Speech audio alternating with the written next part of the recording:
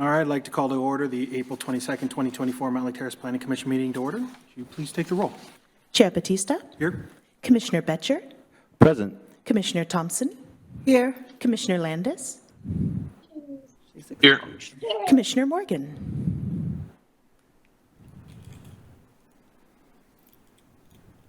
We see you. Here.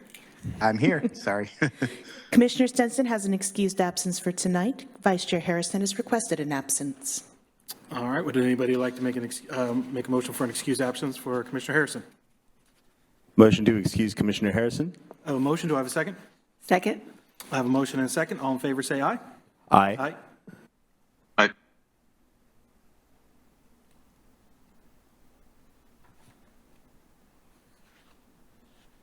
And I don't think we got Commissioner Morgan. Is that an aye? Sorry. No. Aye. Thank you. I think I switched. All right. All opposed? Hearing none, that motion carries. Commissioner Harrison has an excused absence for tonight.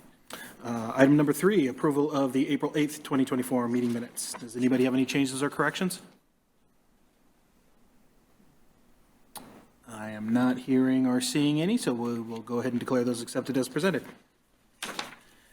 And then item 4, public comment. And I do see we do have public in the audience tonight. Would you like to make a comment on anything that's not currently on our agenda?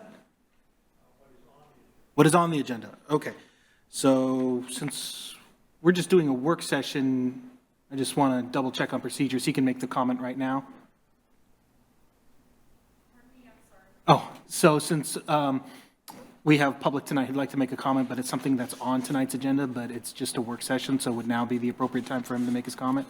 Yeah, I mean, we can just add it at the end if you'd like, want public comment or now, whichever. Okay. We'll go ahead and take it now, just in case it's not making you wait for an extremely long time, if it's something short and sweet and you want to get out of here. So I just want to make sure, did you go ahead and sign up on the list? Excellent. Thank you. This is Dale Jeremiah. Thank you. Dale Jeremiah, I live in Mountlake Terrace, and I really support everything you're working on, especially tonight. And I want to talk about the transportation element. And in 2015, I was on the RPAC Commission, which we wrote the 2015 Recreation and Parks Open Space Master Plan. And at that time, we did have specific language about a pedestrian bicycle crossing over Lion Creek on pages 67 and 74. But then in the current edition, it doesn't say anything about that. It's just kind of broad brush bicycle paths. But what I've been supporting for years is to have a 800-foot suspension bridge or truss bridge from at 228th from 50th to 53rd. And I put together a little packet tonight that I'll leave for you to look at at your leisure later. But several things that have happened over the years. One is in 2019, King County did an extensive study on replacing a suspension bridge at Bering. And then, so there's a place to look of, what's it going to cost? Who do we call?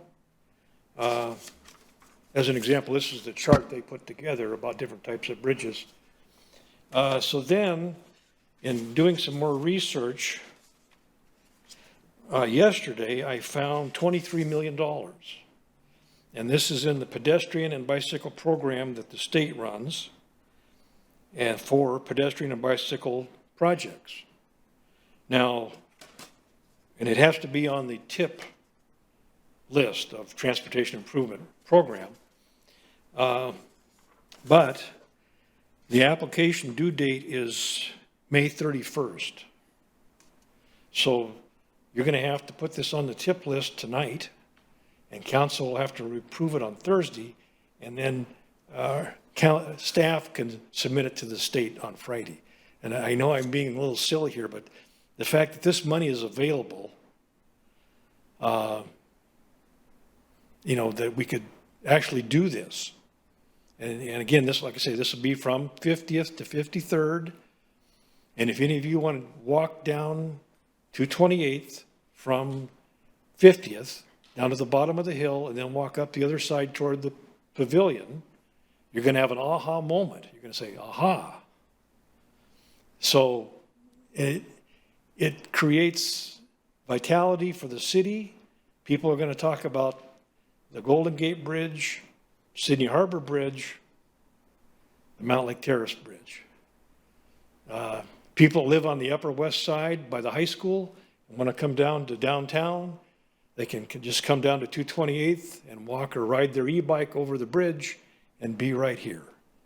And it's the same with people living on this side that want to go to the commercial center of our city, being Cedar Plaza, again, it's right across town. So, we need to get that on the bicycle map, which is currently not there. There's a big glaring gap in the middle of our bicycle map for a route and put it on the transportation improvement program. So thank you very much. Hopefully this can happen. Thank you. Thank you. Yeah. I'll just add that there are certain planning commissioners who've been advocating for something similar to this for almost 2 decades. So for those of you who can do math, you can figure out which planning commissioner has been on the commission for 2 decades. Yeah. So I guess let staff respond to the comment or question. One, would adding that even be feasible in such a short period of time, or would something have to be more fleshed out and planned for it to be placed on the tip?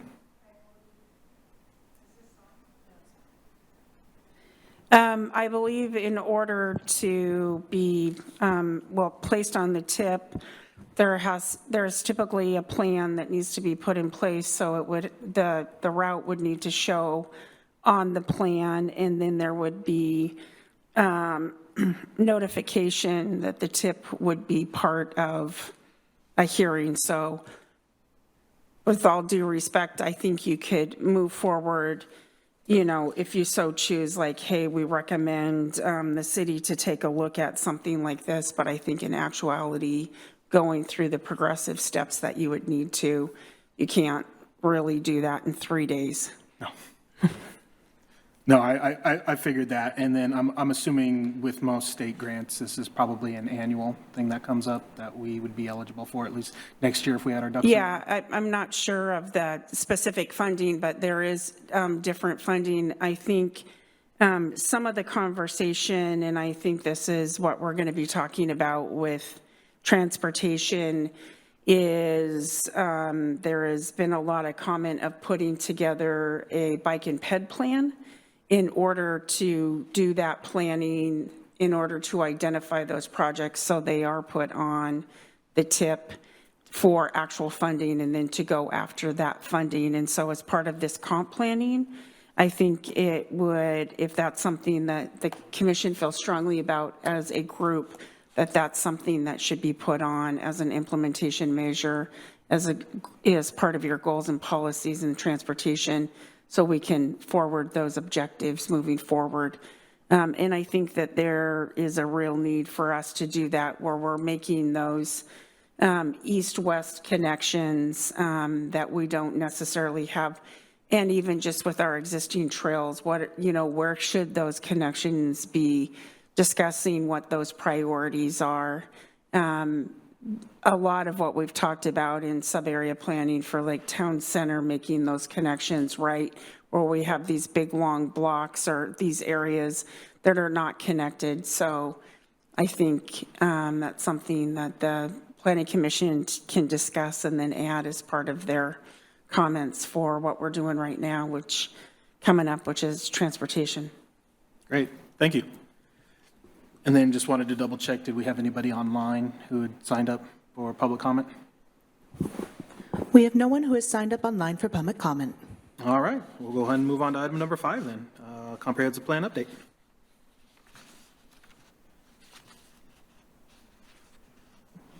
Great. Good evening, Chair Batista, members of the Planning Commission.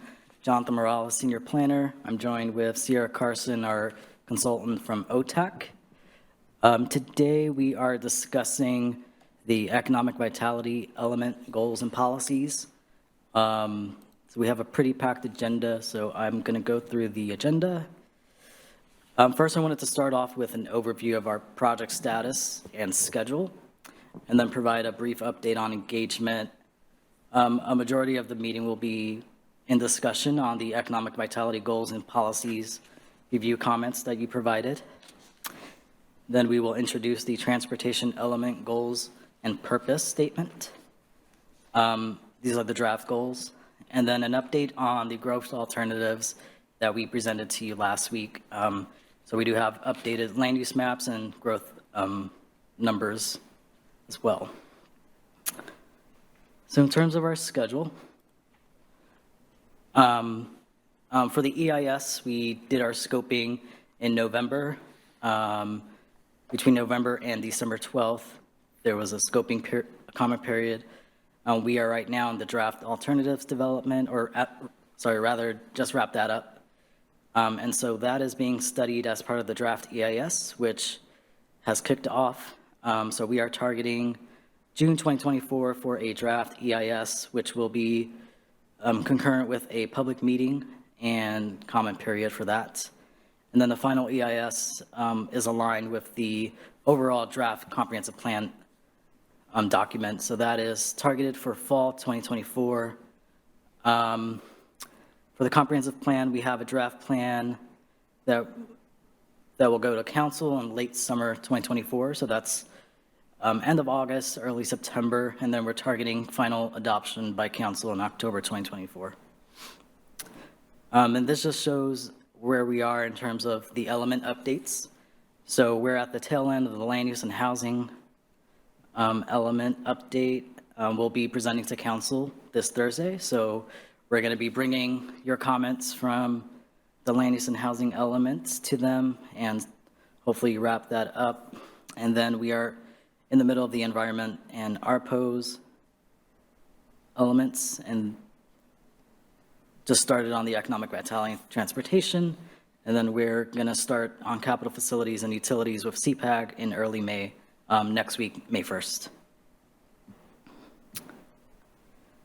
So just summarizing our engagement overall, as you know, we have monthly CPAG meetings the first Wednesday of the month.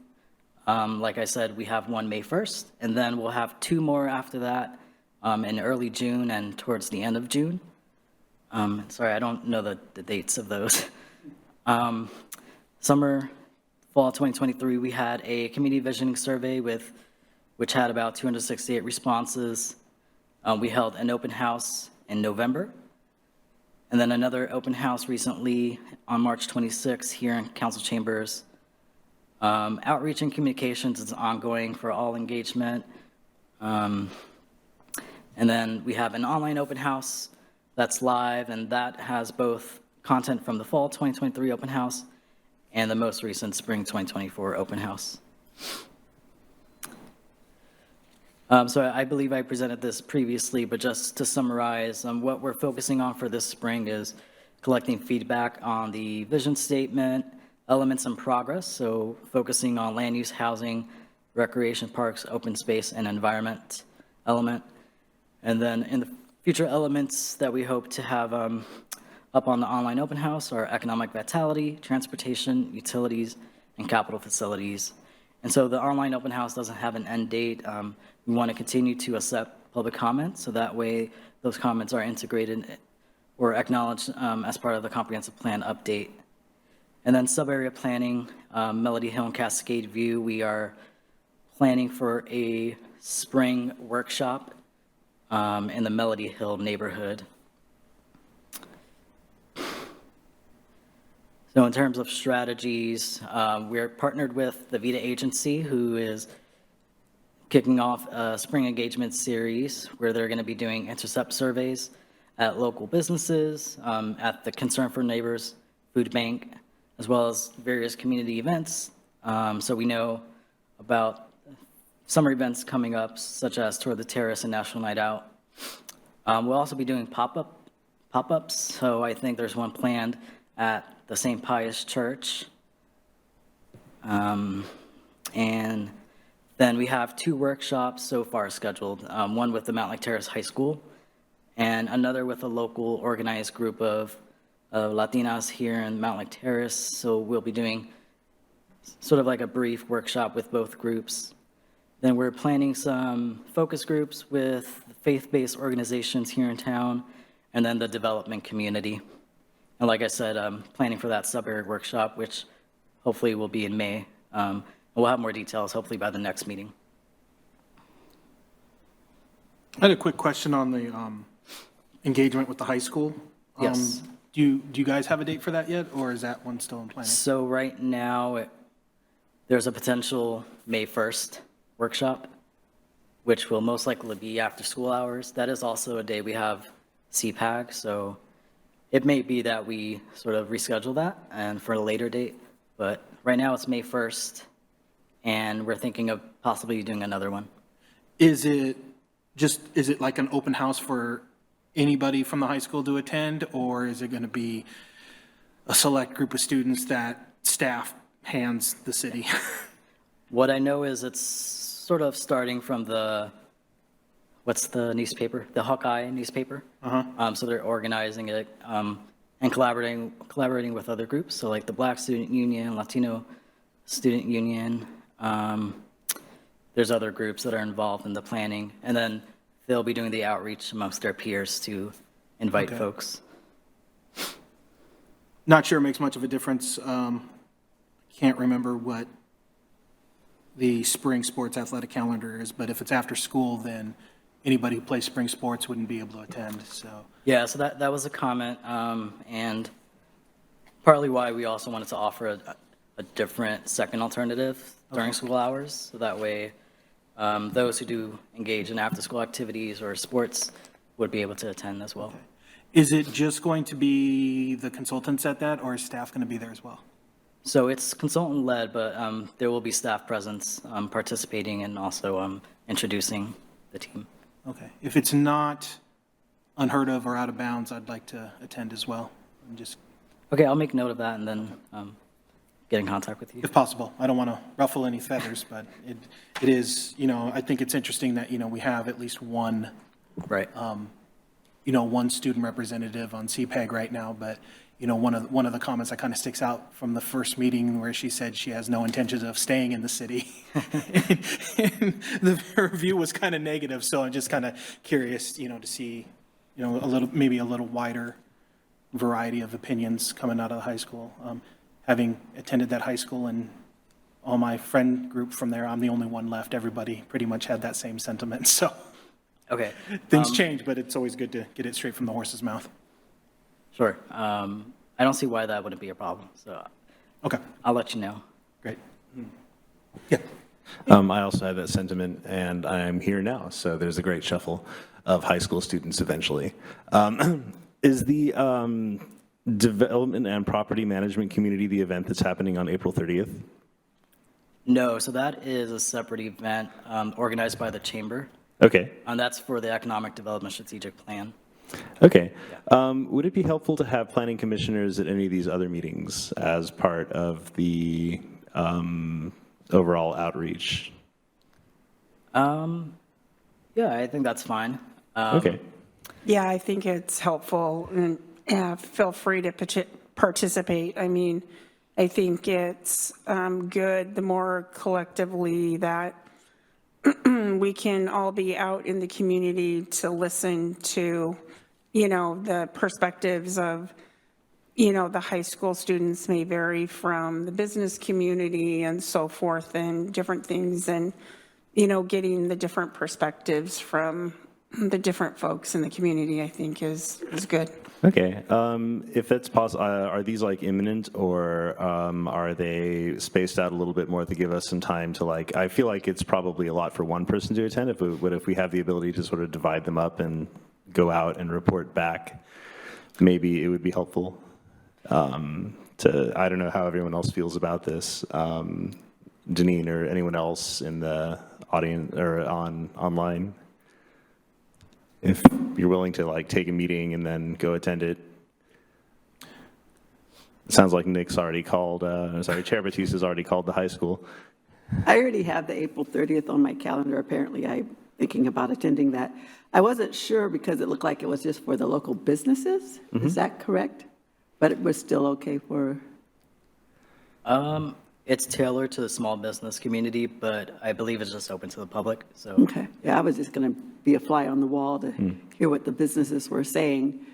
But yeah, I don't have a problem going. I guess I'll have to pay attention then if you want me to report back. I would say, I don't think any of these have to be assigned. I think it would just be helpful, that we're informed when and where we can show up. Yes. And then we can show up and listen, because in this case, we're not running the meetings, we're just, the consultants are running the meetings, we're just there to kind of listen and observe. And then again, it's the consultants and staff that will be reporting back to us as a whole, but if anybody who's in attendance, had anything additional they wanted to maybe add or bring up, then obviously they could, but I don't think we need to expect them to prepare a report on their own. Yeah, so long as we're aware of when they're happening and we know that there's coverage for those meetings. Yeah, and hope by the next meeting, we should have concrete dates. Obviously, the workshop will probably be May 1st, so we'll get that to you ahead of time. Okay. Great. And then I'm sure pretty much all these different groups and meetings, it's just easy to roll up and, attend, except for the high school. Is there going to be any kind of coordination or, yeah? That I'm not aware of. I'd have to ask the organizer of it, so. I know things are a lot different from when I went there, so you just can't be, well, even then if you saw an adult roaming the halls, that might raise a flag, but especially now in this day and age, so. Okay. I could work with Shannon to get you that information. All right. So I'm going to pass it off to David and Sierra to kick off the discussion on economic vitality. Hello, good evening. Thank you for having me here tonight to help lead our sort of walk through the economic vitality element. We are also joined by David Fisk from Leland Consulting Group. He's on our lovely screen up here. For those of us who are in the room, they've been working on the housing and economic vitality elements of the comprehensive plan, working on the land capacity analysis and growth alternatives, as well as working on the economic development strategic plan for the city. So lots of involvement so far as we work through these policies. So we first discussed the economic vitality element on March 25th. We handed out those draft policies after receiving CPAG comment on April 8th. And we are here tonight to have a facilitated discussion about those draft goals and policies and to sort of walk through some of our key findings and to ask, just review some of those with you all and just get some additional feedback. So what we're going to do is we have a couple of slides here that summarize our high-level findings and comments from what we have seen after reviewing all of the written comment we've received from the commissioners. As we walk through these couple of slides, we would like to have the opportunity for planning commissioners to clarify their comments or questions, or to ask comments or questions about sort of what we have heard. Basically, want to make sure that we're getting this right, that we're kind of covering all the dots, and we're getting all the feedback that you have on these policies. And this is also an opportunity to provide additional direction for how these revisions and how these comments get integrated back into the element goals and policies. Once we walk through all of that input, we'll open it back up for, did we cover everything? Did we missing anything? Should we add any additional concepts or actions to this element? So with that, we can head to our first slide here, and I'll pass over to David to start walking through some of these high-level comments. Yeah, thanks, Sierra. And good evening, commissioners. Good to see you all again. Happy to hear also that there's some interest in attending the event next week. I'll be up there along with my colleague Ellen. to facilitate that meeting with the chamber. So yeah, as Sierra mentioned here, so we sort of summarize your comments into these key topic areas. There are 10 of these total. So if we sort of think about the amount of time we have here to talk through all of these, it's maybe 5 minutes on each of these.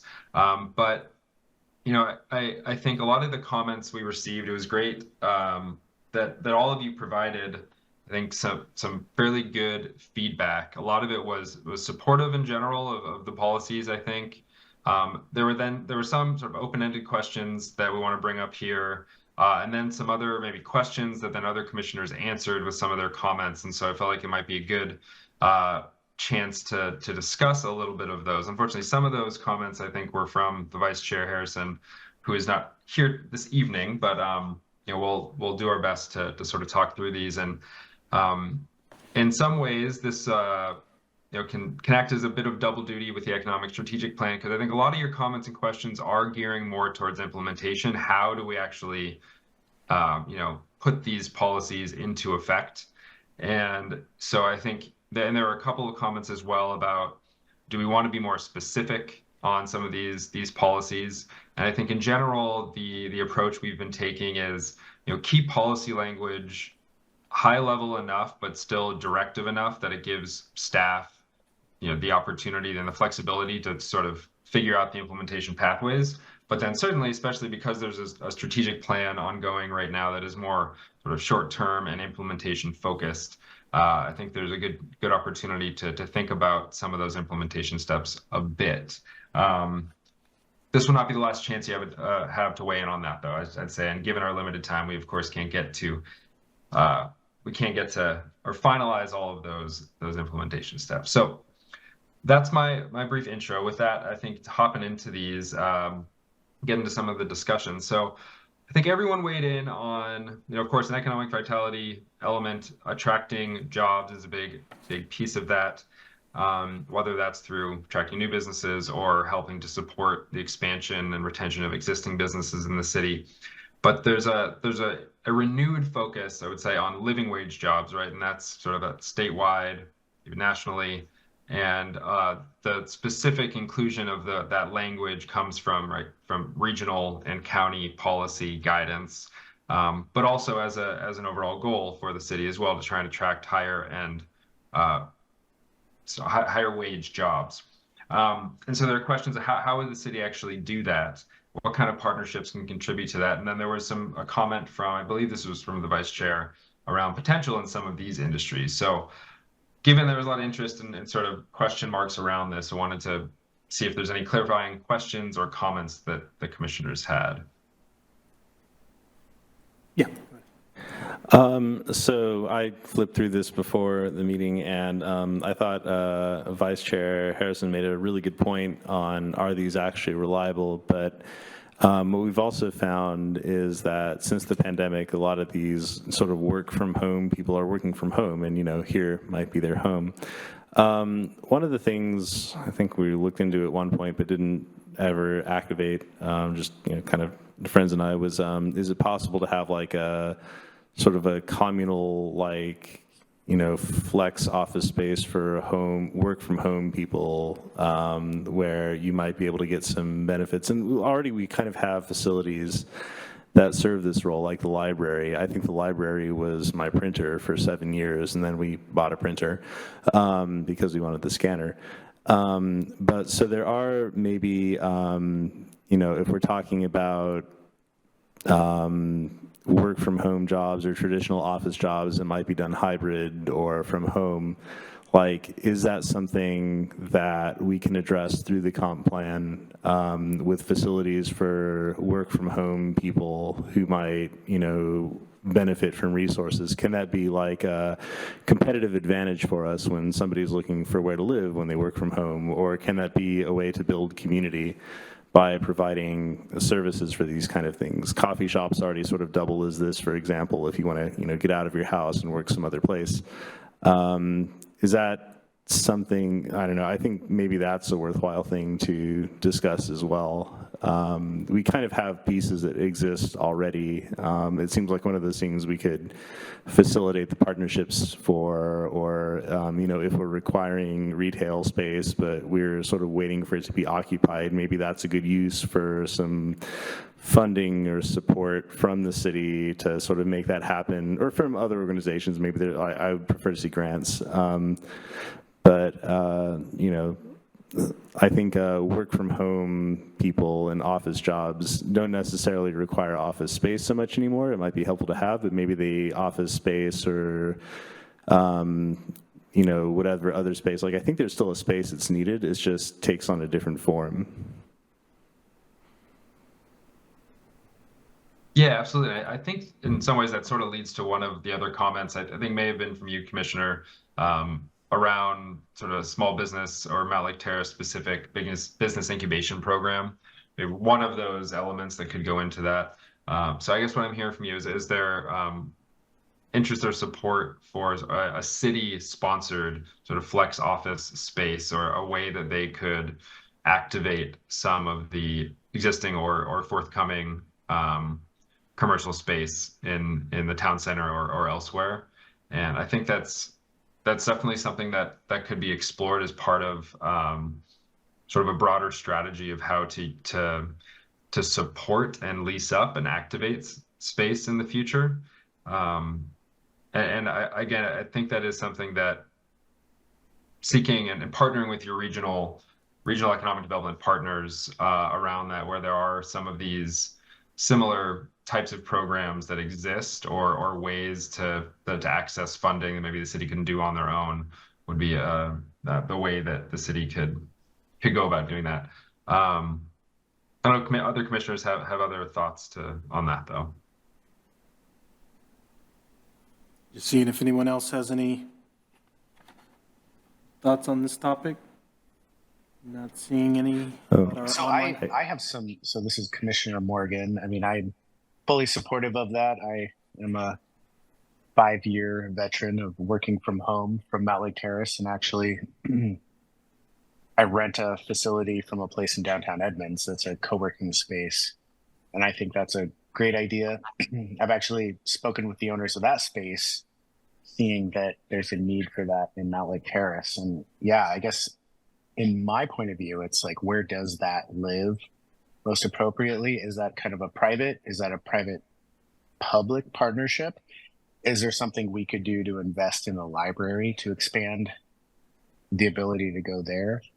But yeah, I fully support the idea of encouraging that. I think us being the first city, essentially in Snohomish County, on the one line, or going to Linwood, I think that's a big opportunity for us to help drive not only the number of, workers we need to add to the city, but also residents, and making it more livable, and understanding how we could do that, and where there's ability. I think I go into further in this economic development thing about really partnering with our business community, whether that's through our already established partnerships, or through establishing new partnerships.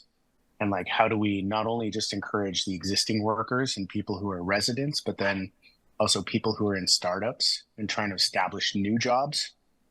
Because it's not so much about necessarily attracting people who currently have a job, but maybe people who are ambitious, and how do we fund that, and how do we integrate that into this whole proposal?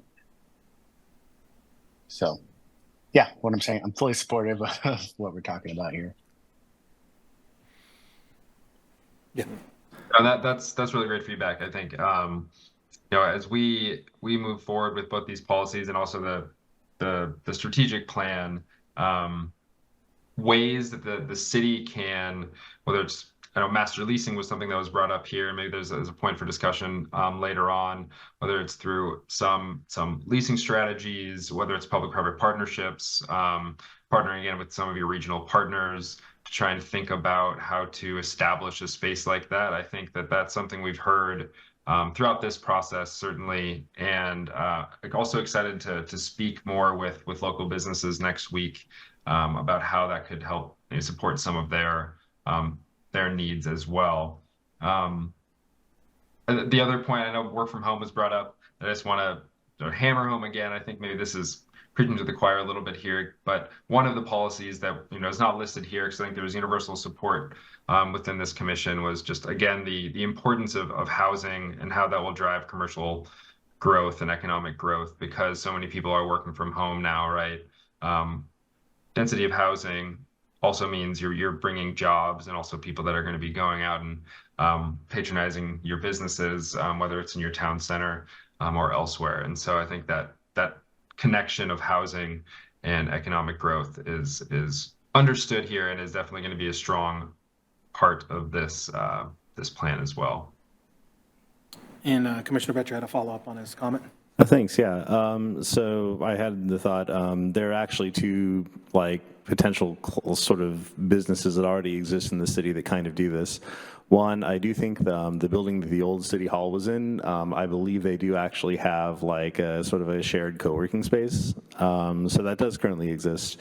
And then in terms of other types of businesses, we actually do have some really interesting industrial facilities here. So in a previous life as a person who worked in sound, I was happy to discover that there's a signal processing manufacturer for developing units that go into audio systems for professional I environments.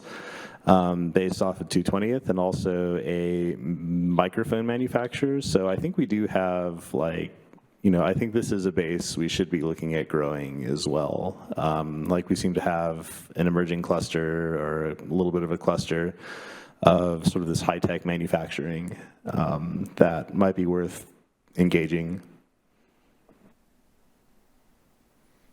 And then I kind of have a sort of a follow-on tack onto that, to the question, is this something that, we should be looking at? And, one of the goals has always been to try and increase the daytime population, especially in our town center, with businesses, not just retail.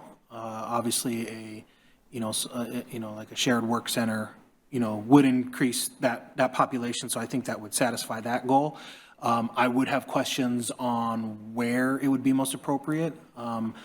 A lot of the conversations that we had at the time was, more traditional office type work maybe isn't the best thing for in a ground floor space, but we were trying to push, maybe taller buildings that would allow them, like maybe on the second or third floor would be the more traditional office type environment, and then above that probably some sort of residential. So if that's something that we would want to encourage, I would just be careful on where in the building it would be, but the fact that it exists is a good thing.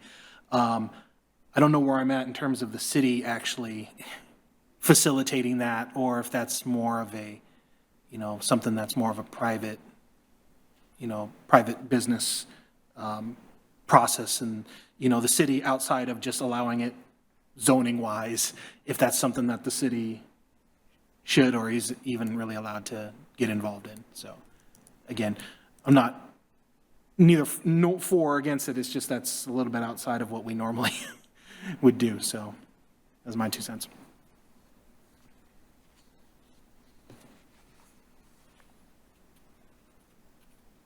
All right.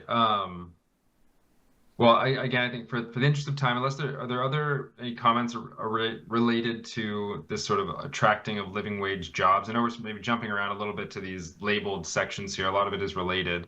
But any other specific comments related to that topic?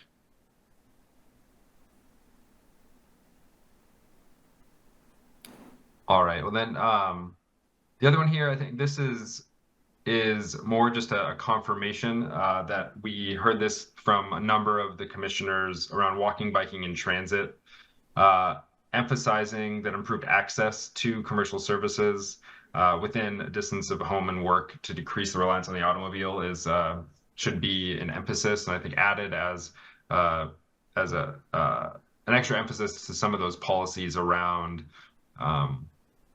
multimodal access to our commercial nodes and neighborhood centers. And so that is definitely going to be integrated. I don't know if there's anyone that wants to. I would probably, sorry, didn't mean to interrupt. I would probably please. Add to that in that, this has been a discussion for years, on the planning commission. But improving the access, I think, is more than just, redesignating what little existing right-of-way we have. I think to get a truly robust network is probably going to have to involve expanding the right-of-way in certain points to offer the wider sidewalks, to offer a better buffering between vehicle traffic and pedestrians and bikes, an actual dedicated bike lane, something that's more than just a painted stripe on the road. That all takes space and money. And I mean, it's great that we've tried to add bike lanes, and I do know they do get some use, but the majority of the public is probably hesitant to use, the bike lanes when the only thing that's really separating them from vehicle traffic that still doesn't necessarily obey the speed limit is just that stripe, a little strip of paint in the road. So, a more actual built-out network, I think, would definitely encourage more use, and we definitely see more use. I do know that there's a huge cost to that and the time and effort to actually acquire that right of way, but I think that's an important component if we want to see increased biking, walking, and transit, actually be successful and see the results that we want.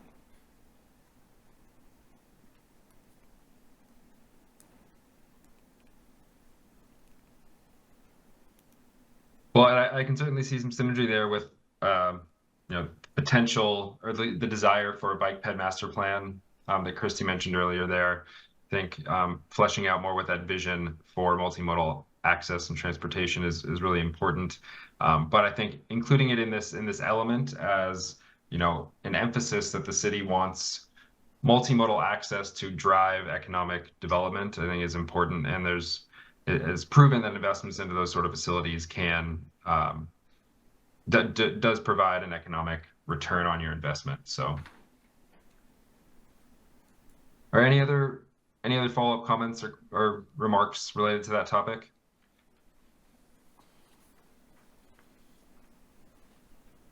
Oh, the next one here, underutilized properties and adaptive reuse. So there were some questions just about what that means, but this is maybe speaking a little bit to one of the comments that was just made about some of the older industrial buildings or some of the underutilized commercial buildings. There's especially, in Melody Hill neighborhood, there's a lot of older office parks as well as older industrial or light industrial buildings. And seeing this as an opportunity to capitalize on some of that space and some of the strategies. What's the role of the city in that? And there's a specific comment about the city potentially taking on the purchase of these properties and activating that space. So does anyone that wants to expand upon that? So I know that I commented quite a bit on that, and mine isn't so much on the city acquiring. Mine is more on just what I see in neighboring areas, and that is really around. I mean, right now we have a large. We haven't experienced this yet, but it seems like Shoreline has. And when you add apartments, there's a natural progression to then bring in self-storage because that's a common, I guess, associated building type. And having driven Highway 99 several times in the past month, I'm very surprised to see beautiful new, developments go in right next to an extremely large self-storage space right next to then a casino. And so how can we encourage the market to not build self-storage? I would hope, and I'm sure that the community also agrees, and also for us to meet our targets, would hope that we don't see half block, full block, self-storage units in our city. And so how can we encourage that, especially in this adaptive reuse? And I guess I'm throwing this into Melody Hill just because I've seen a few units in that area, and to me they seem like great opportunities to create housing as opposed to storage. And I know there's just like, obviously people who have an apartment are going to want a self-storage somewhere nearby, but I just hope that we can manage that in a smart way that still brings the community together, still keeps transportation nodes connected and do not look like Highway 99 through Shoreline.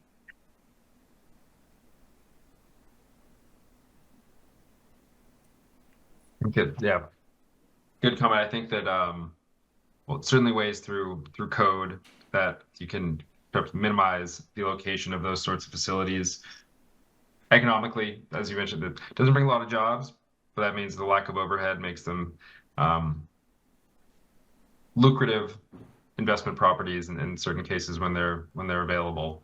But yeah, good comment to take into account here. And I think any other comments around Melody Hill in particular, or some of the underutilized properties in the city? Maybe just to follow up on Commissioner Morgan's comment, I mean, our light industrial zoning is ideally where we would want to see a storage unit if we were to see one. So I think short of making it a prohibited use altogether, there would still be probably the desire for these companies to increase their portfolio and put more storage units there, because these things print money for these companies. I mean, it's ridiculous. Like you said, it's low overhead. They got the initial upfront costs of building the building. But if you're lucky these days, they'll have one person on site. I mean, everything is all electronic and remote now. And, if somebody steals your stuff, at least they caught it on camera, because there ain't nobody there to stop it. But I agree with Commissioner Morgan. I think while there's obviously a demand for that type of land use, I think that's not exactly our vision of what we would like to see in terms of businesses incubating in our industrial areas. We are fortunate enough to have a very small industrial zoned area. Some cities don't. Be nice if we actually had a little bit more, but yeah, so I don't know if that would essentially us being, moving forward, that becomes a prohibited use. I know we we can line item, add stuff and change stuff to code. But, as long as there's that demand, there's always going to be that push to want to build it. So maybe the question is how can we incentivize the land use to where it's more beneficial for that property owner or that potential developer to want to build something else other than a storage unit? I guess maybe sort of spin the question, how do we make the alternative more attractive? Yeah, you nailed it. And that's exactly why I think when I saw this comment of like underutilized properties and adaptive reuse, I see an opportunity to potentially encourage maybe even current storage property owners to like, how can we potentially make it more viable for them to potentially build commercial space with jobs or residential housing there as well. As an aside, I have had some discussions in the past with what would I say? Somebody that I kind of work with just through my job and my career, who was saying that the developers in Terrace Station are currently looking at some of their underutilized space at the retail ground level to potentially become storage units for the tenants in that area. And to me, that's, really not an ideal use of even that space. And so then I'm kind of looking at like even Melody Hill and other parts of the city where, we clearly have some goals that are more encouraging to jobs and things like that, rather than printing money for, developers, which obviously we still want to make everything economically viable and all that. But going back to just making sure that our most efficient use of space is dictated by this. And then also, how can we, encourage people that they're not stuck with a piece of property and feel like, hey, this is my only way to print money, so I'm going to build a storage unit on it. How can we help incentivize them to build in other methods that help encourage all of our goals here?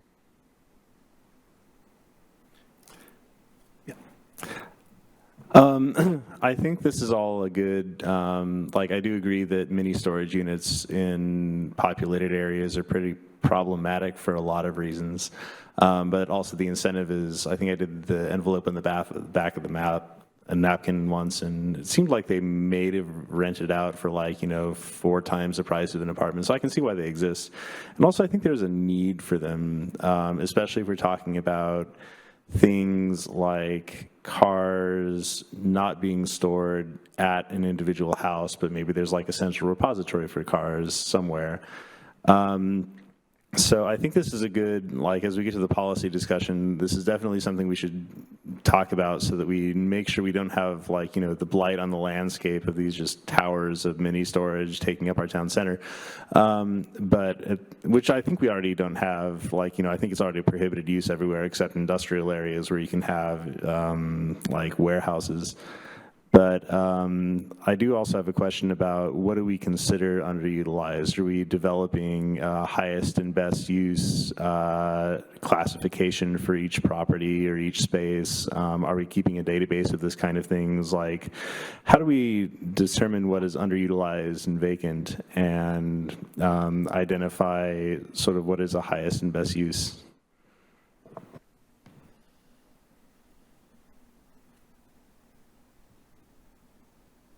A good question, a good point. I think, from the easiest answer from a lot of the, the biddable lands reports to have redevelopable or vacant properties would sort of take, there's multiple measures that go into that redevelopable designation, most typically related to improvement to land value ratio, percentage of the land that's being utilized, things like that. That does not necessarily get into the utilization of existing, say, leasable area.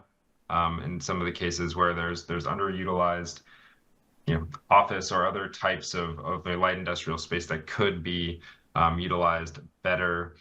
So I think that's, from a policy perspective, again, developing a way to categorically and systematically identify those spaces is probably the best place to start. And good policy direction, I think, to give as well at this comp plan level. Great. So we wouldn't necessarily be setting what that is at the comp plan, but we would be saying in the comp plan, develop a method for determining highest and best use, or I don't know, maybe it's less hierarchy, but some way of like determining this and identifying the properties, and then that's part of our economic development strategy. Correct. I think that's a good addition. I don't remember if it's in there already, but I think that is an excellent addition if it's not in there already.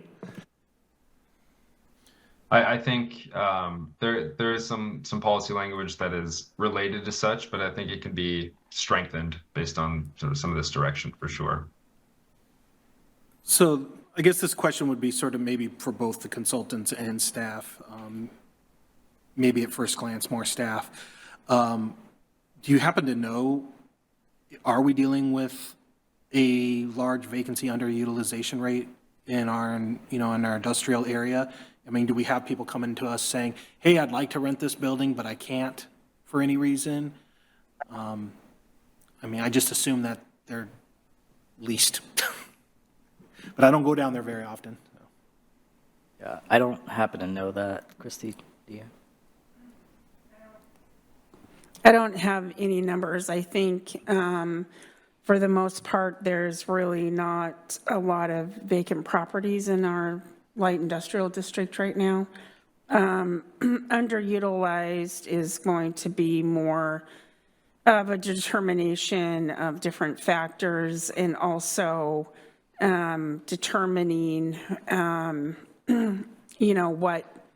what current use is and then what's allowed. And I think that's kind of the next step after we get done with comp plan and take a look at our development codes, right? So I would say, for example, the example we're using of mini storage is, yes, they're utilized and people like them to store things in, but is it the highest and best use of your light industrial lands? No. Is residential the highest and best use of your light industrial lands? Absolutely not. So I think it's having some overall policies in our comp plan and then coming back and taking a look at that. And I think when we're getting into that level of detail, it's probably speaking more to, are we at the point where we need economic development professional at the city as well when you're trying to implement some of these programs? So just some food for thought, but. All right, thank you. Anyone else?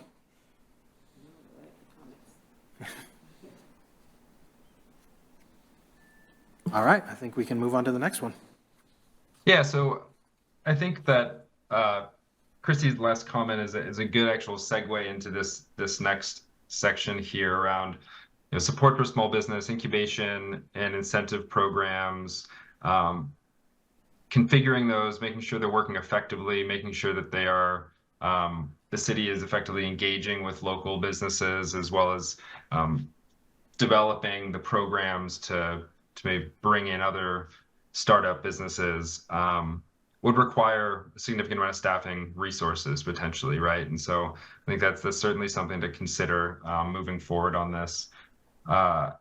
And this was one comment I think was made, or that was made by one of the commissioners, to develop a Mountlake Terrace specific business incubation program.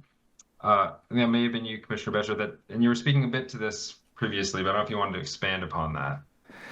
Yeah, so I think I think that might have been something I put in, or maybe Betcha put it too. Oh, No, sorry. Yeah, no, I know that. I'm sorry to interrupt. No, I know that I had put something like that in there, so I'm not sure. But Great minds think alike. I've seen this happen in many other cities, and you can see lots of. So, and as an example, I had worked on a project in Tacoma where there was a city incubator, city funded. Obviously, Tacoma is a much larger city.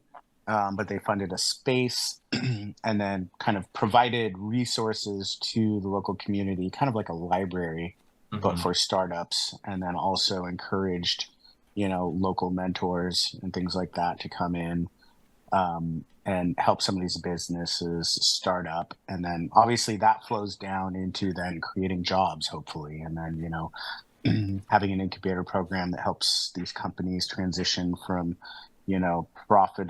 transition into profitability, then into becoming eventually a tenant in the city, which I think is a really great thing to see.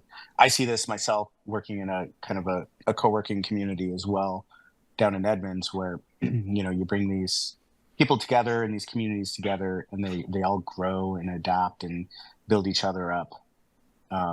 Which I think is, kind of a great thing and an opportunity that we have when we're going through this process. And then I think I expanded on this a little bit into possibly even, incubating specific industries and specific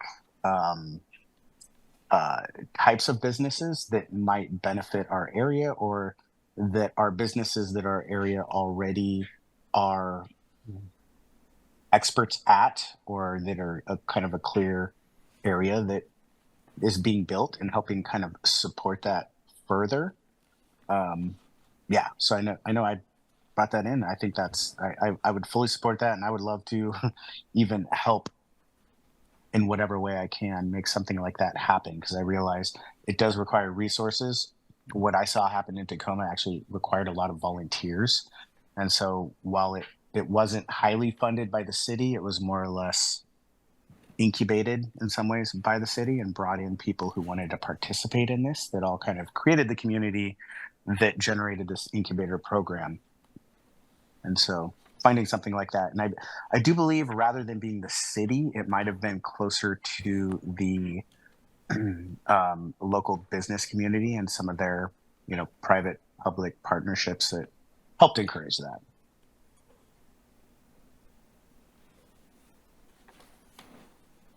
Absolutely, and I apologize that I misstated who made that comment. I don't know if Commissioner Besher, you were going to jump in there as well. But... Oh, yeah, because I also made this comment, so it must be a good idea, because we both came up with it. I think, Kenmore has one, so we should have one. I think in my comment, I added this as another item, like another bullet point, but I think, it can be folded in with some co-working space or, sort of a work from home support as well. I think there's a spectrum of working from home to start up to establish business. And I think there are a lot of partners in the community that already exist that are kind of looking at this, and the city is kind of trending in this direction already. They've got more support for the local Chamber of Commerce. I know at Edmonds College, there is a 11,000 square foot makerspace where the director is maybe interested in doing some kind of more of support for business incubation. The high school has the STEM program. There's are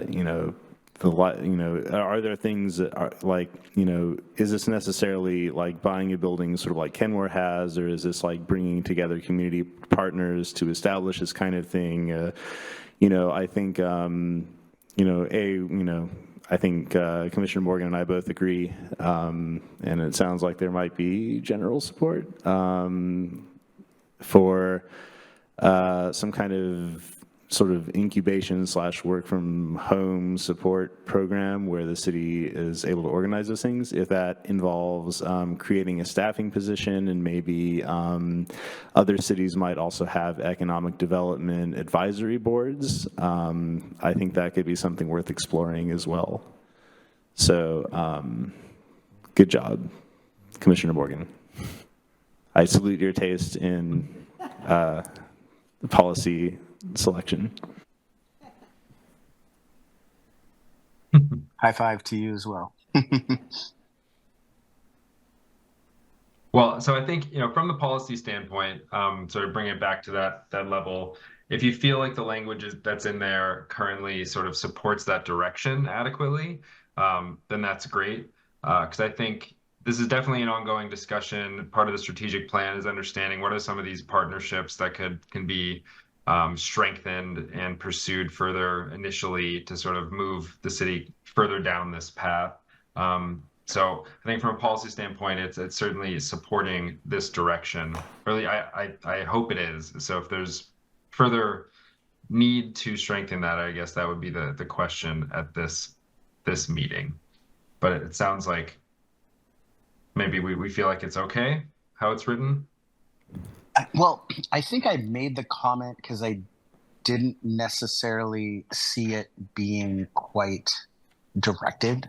So as a goal, I didn't quite see it going downstream as turning into a policy, if that makes sense. So if we're going from goals into policies, I didn't see the goal directing us in that way. I concur. I added it as a policy item.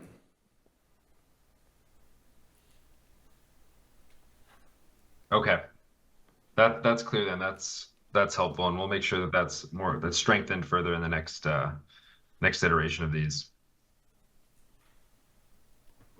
All right. All right. Are we ready for the next slide? Yes.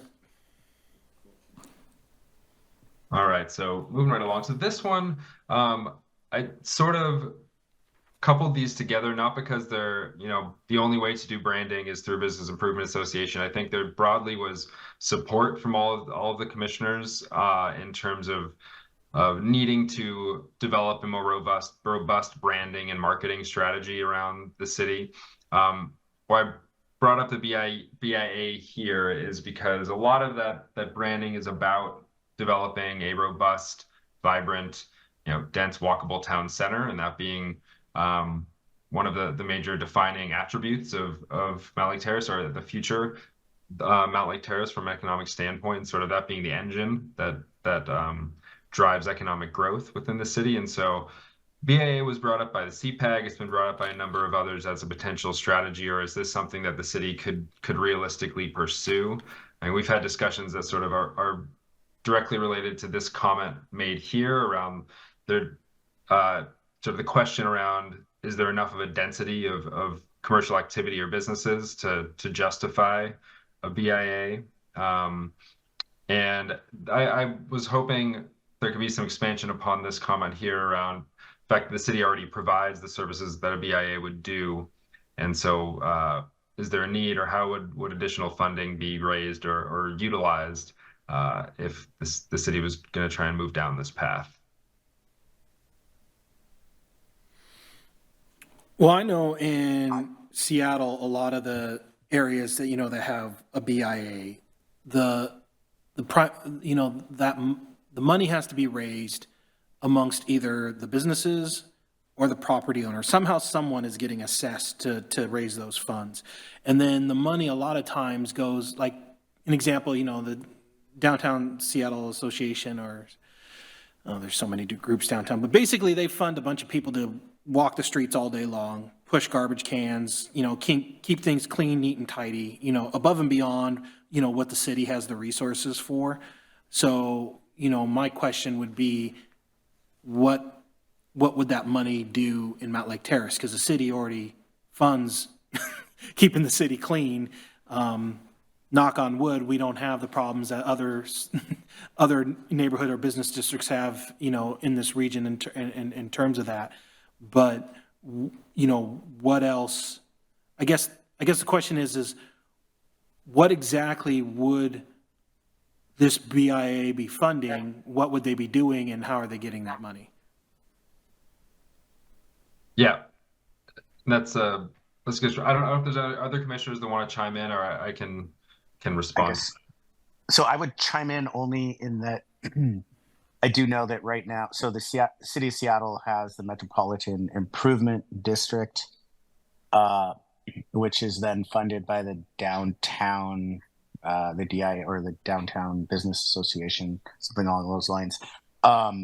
It currently has a shortfall of several $1 million, which are made up by other funds, but the reason that those funds even have to be made up is generally by some of the newest developers and the newest developments in that area that are underfunding that improvement district, mostly because those developers, have not gotten tenants and cannot afford to actually pay those improvement funds. And so what I would be afraid of happening in Mountlake Terrace is, with all this new development and then, the creation of some sort of a requirement to provide this service without the funding, it seems like in the city of Seattle, the developers are able to escape actually paying these funds, and there may not even be a way for, these improvement districts to acquire them. Therefore, there's promises made that cannot be, funded by the intended mechanisms. So I would say that we should take a look at what has happened there in lots of development, and maybe in my mind, we're probably going to experience very similar things here in Mountlake Terrace through really fast growth. And if the developers find the same excuses here as they do there, we can find ourselves in a predicament.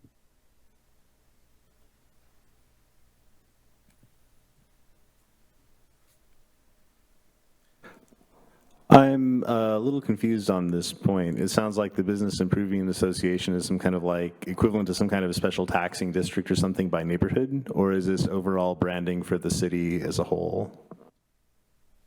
So it's a good question. It's maybe a strange bedfellow in this topic area here, being related to branding, but I think the reason why I coupled them together again is a lot of the branding, and sort of related to some of the other pieces on this slide here. The question was raised, what would funding be put towards? And I think beyond keeping, say, your town center district clean and orderly, maybe investments into some improvements, there's also the possibility of putting money towards events and facilitating ongoing sort of arts or cultural fairs, things that would draw people into your district as well. So sort of ongoing programming, as well as some of the upkeep and potential small scale infrastructure investments like lighting or wayfinding are typical things that a BIA contributes to.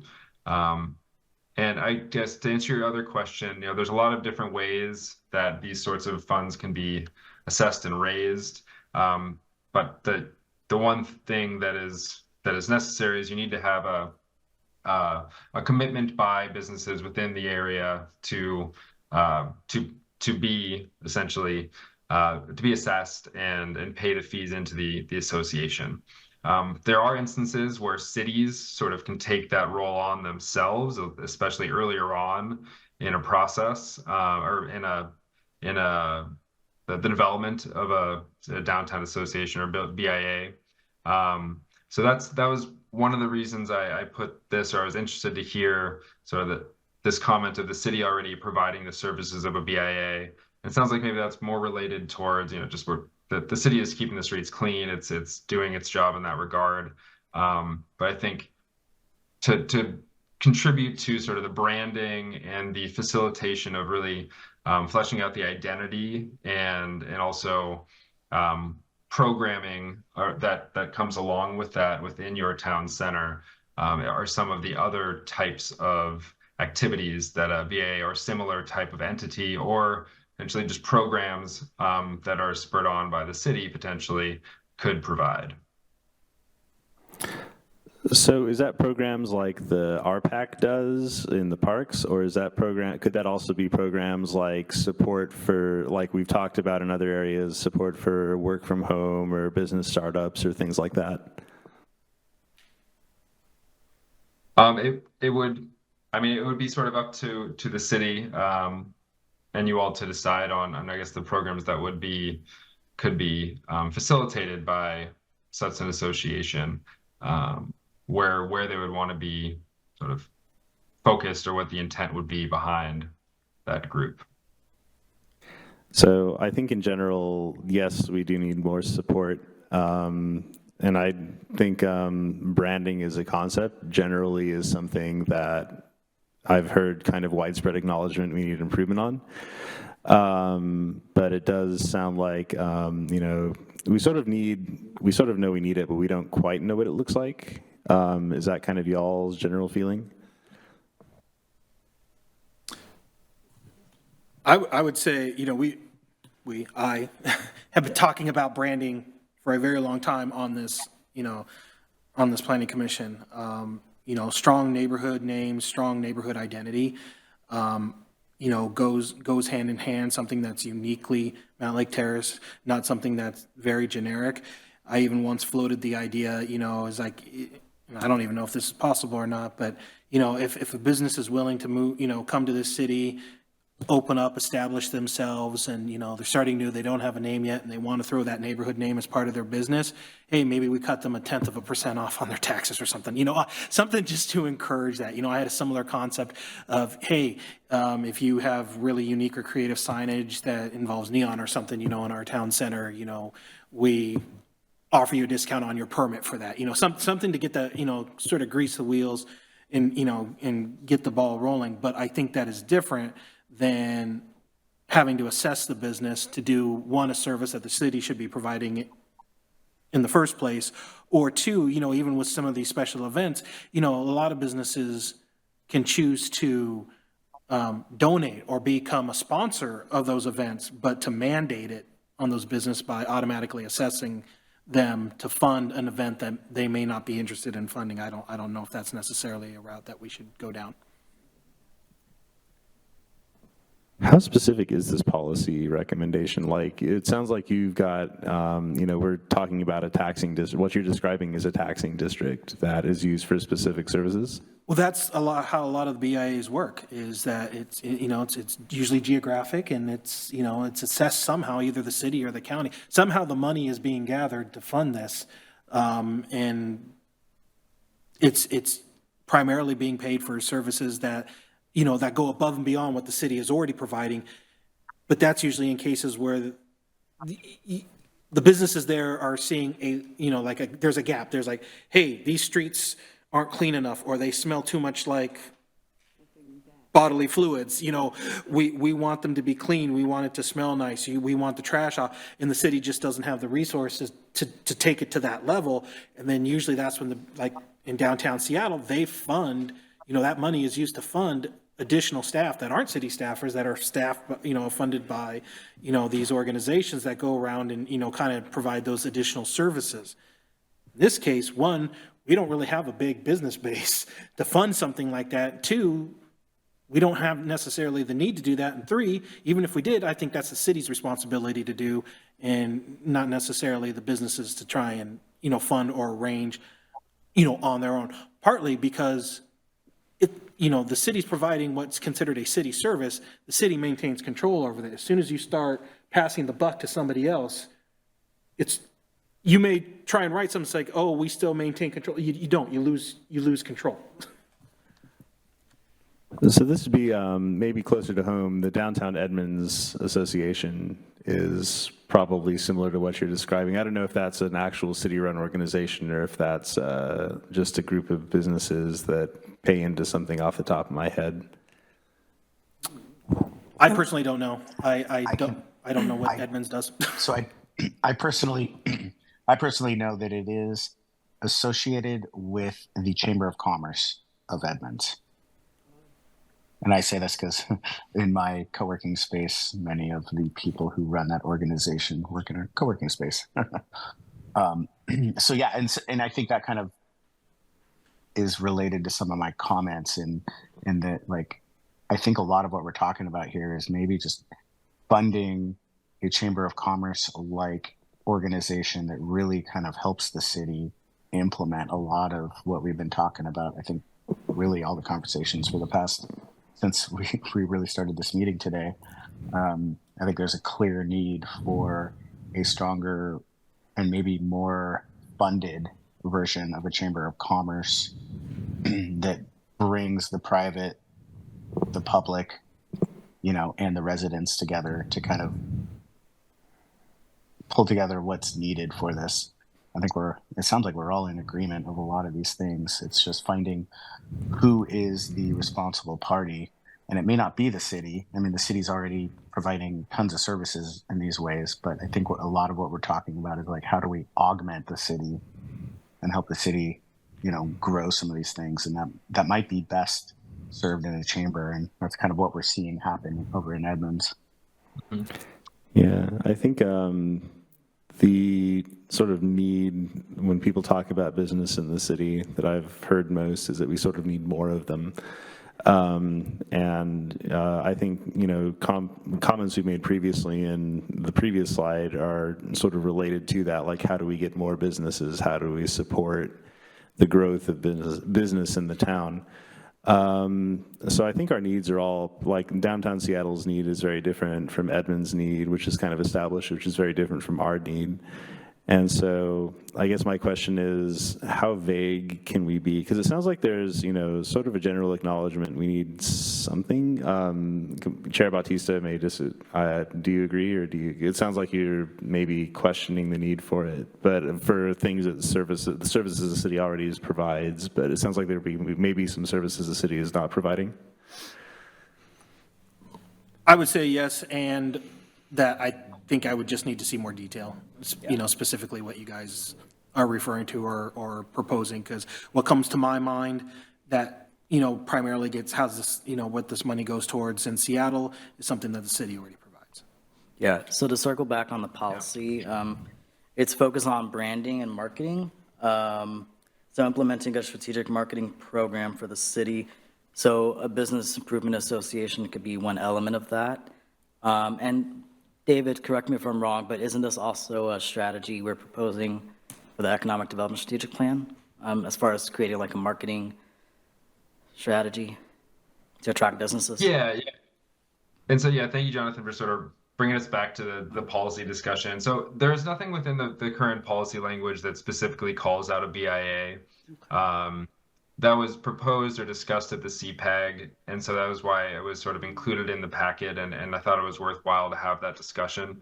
I think the drive to establish a stronger branding and marketing strategy is very clear in the language. Also, and sort of related to these other topics on this slide here, additional programming, being strategic and utilizing your partners at the chamber and others to flesh out different activities and ways that the city can utilize its own resources and partner with others to do some of the things we've talked about, like activating spaces, events, a potential farmers market or night market, those sorts of things. So those are all, I think, supported in the policy language as written. And then what we are going to be and are exploring further in the strategic plan are, does something like a BIA make sense? I think similar to a lot of the discussion here, it doesn't really make sense at the stage of where the city is right now. But a lot of the things that we've talked about that a BIA could support are things that the city and its partners that are necessary to sort of continue driving that energy that would support existing businesses, but also potentially attract new businesses as well as new residents, again, which sort of leads to that cycle of growing activity in your town center that'll lead to the sort of growth that we want to see. So thank you, Jonathan, for sort of pulling us back. I think from a policy perspective, sounds like the clear sort of consensus here is we don't need to be so specific or directive in the policy language to say let's establish a business improvement association or a tax assessed area, but continue to move forward and explore how the city can strengthen its partnership, strengthen its chamber to maybe accomplish some of the same goals. I look forward to that seem accurate? Yeah, I like it. Yeah, I look forward to the day where we can have separate taxing areas for businesses in each of our downtowns, but I don't think that day is today. Perhaps over the course of this comprehensive plan time horizon. Well, we'll see it come to fruition. Well, so unless there's other comments to be made around branding or business, I think we talked about the BIA quite a bit. Maybe we want to move on to these last ones for the interest of time as well. I think we've touched on a lot of these other ones on the slide here. But any further comments related to branding just before we move on? Yeah, if I could just add, so we're coming up with policies, but we're also trying to assess like what are going to be our implementation items as part of these elements. So the things that you've discussed today could potentially be implementation measures. So just keep that in your mind. Like it's not just the policies, but also the implementation measures.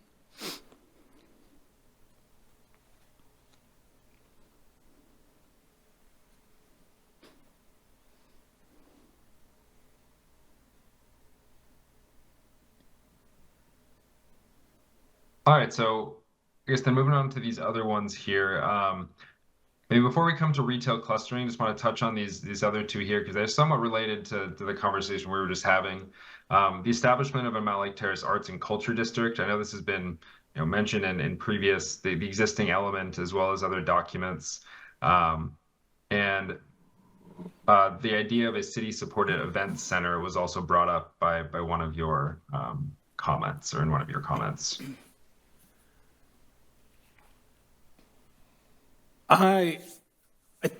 The idea of a arts and cultural district, it's an interesting concept. Again, I think kind of gets fuzzy, is this the city funding it themselves? Is this a public-private partnership, or is this just a supportive policy that allows complete private development? I don't know. I do know that I personally pushed for us allowing to at least have a theater in our town center. I'm a big movie buff. I like theaters, but if designed correctly, it can be a multi-purpose type theater that might attract some things. It's pie in the sky. Is it ever going to happen? Probably not. I'll be the first to admit that. I'd like to see something like that, but I guess it would just open it up to everybody else. Is that other than just putting it as policy languages? Is that something that the city should be pushing for and funding, and if so, how does that occur and where does that occur?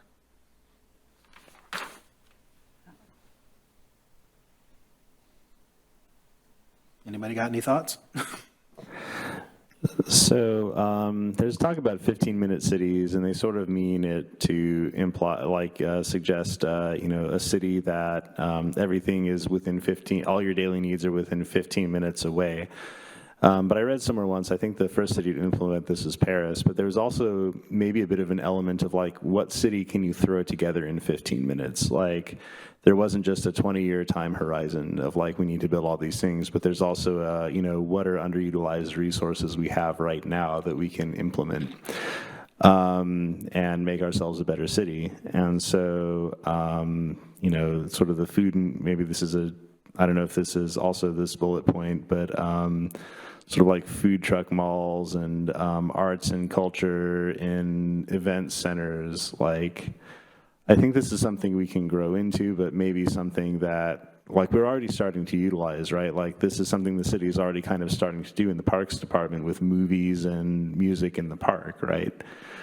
Like, I think, I don't know if I would, like, on a map, draw a little bubble and say, this is our arts center. I don't know if we're at that point yet, but I do think this idea that arts and culture should be part of the neighborhoods is something, and part of our, centers, especially town center, is something that we kind of already have acknowledged through things like the Parks Department and their specific role that they have for like a programming person and the sort of programming they're put together.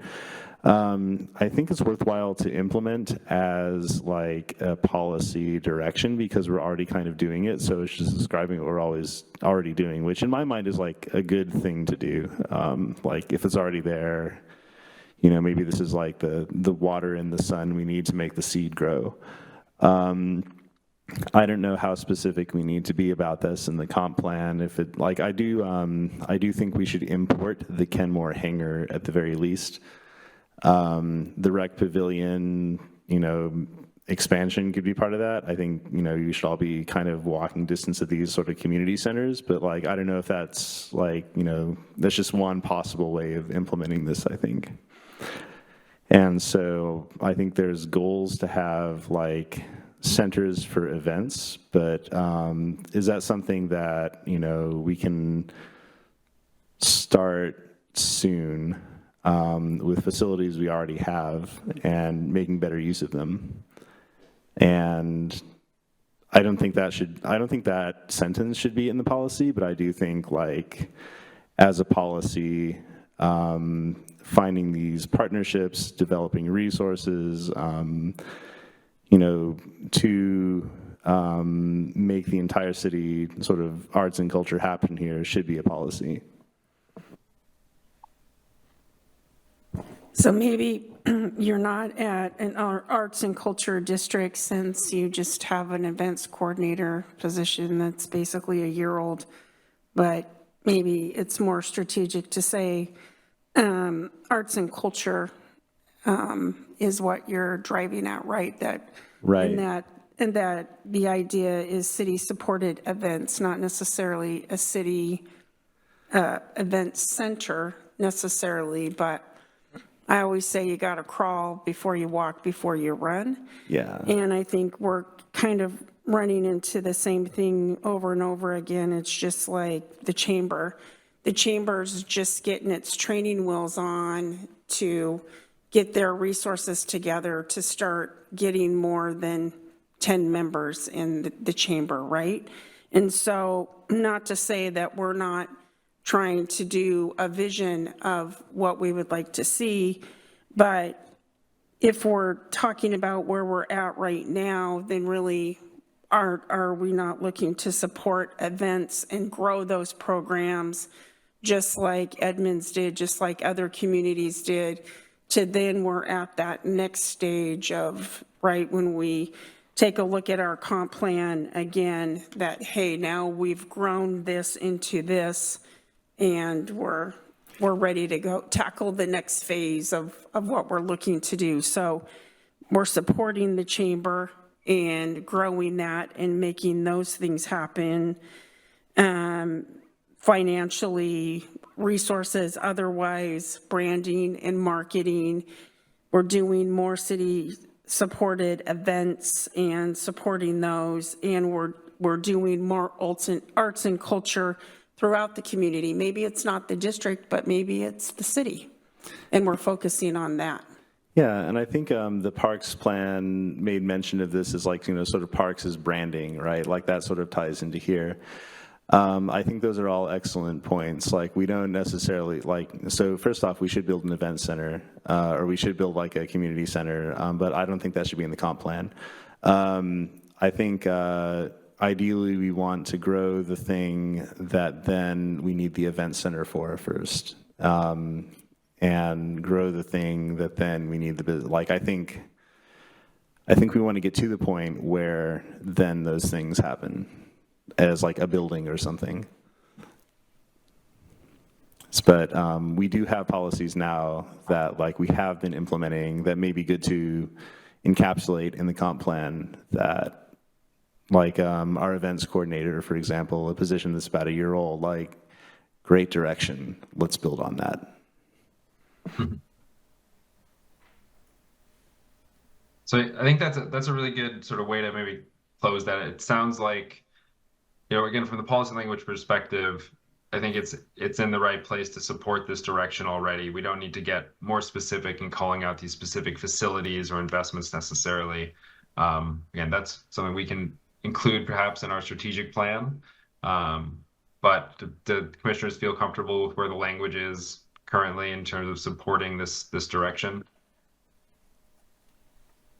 I think it's fine supporting it. I kind of fall back too on discussions that we've had previously about, trying to increase, art, throughout the city and, code provisions that we make. And, we want to see, public art, public sculpture, encouraging public art on the buildings themselves. What are ways that the city can incentivize that? So it's like, hey, you want some bonus density? Great. Slap a sculpture on the side of your building. Make it look interesting. Don't give me an ugly looking box. Things like that.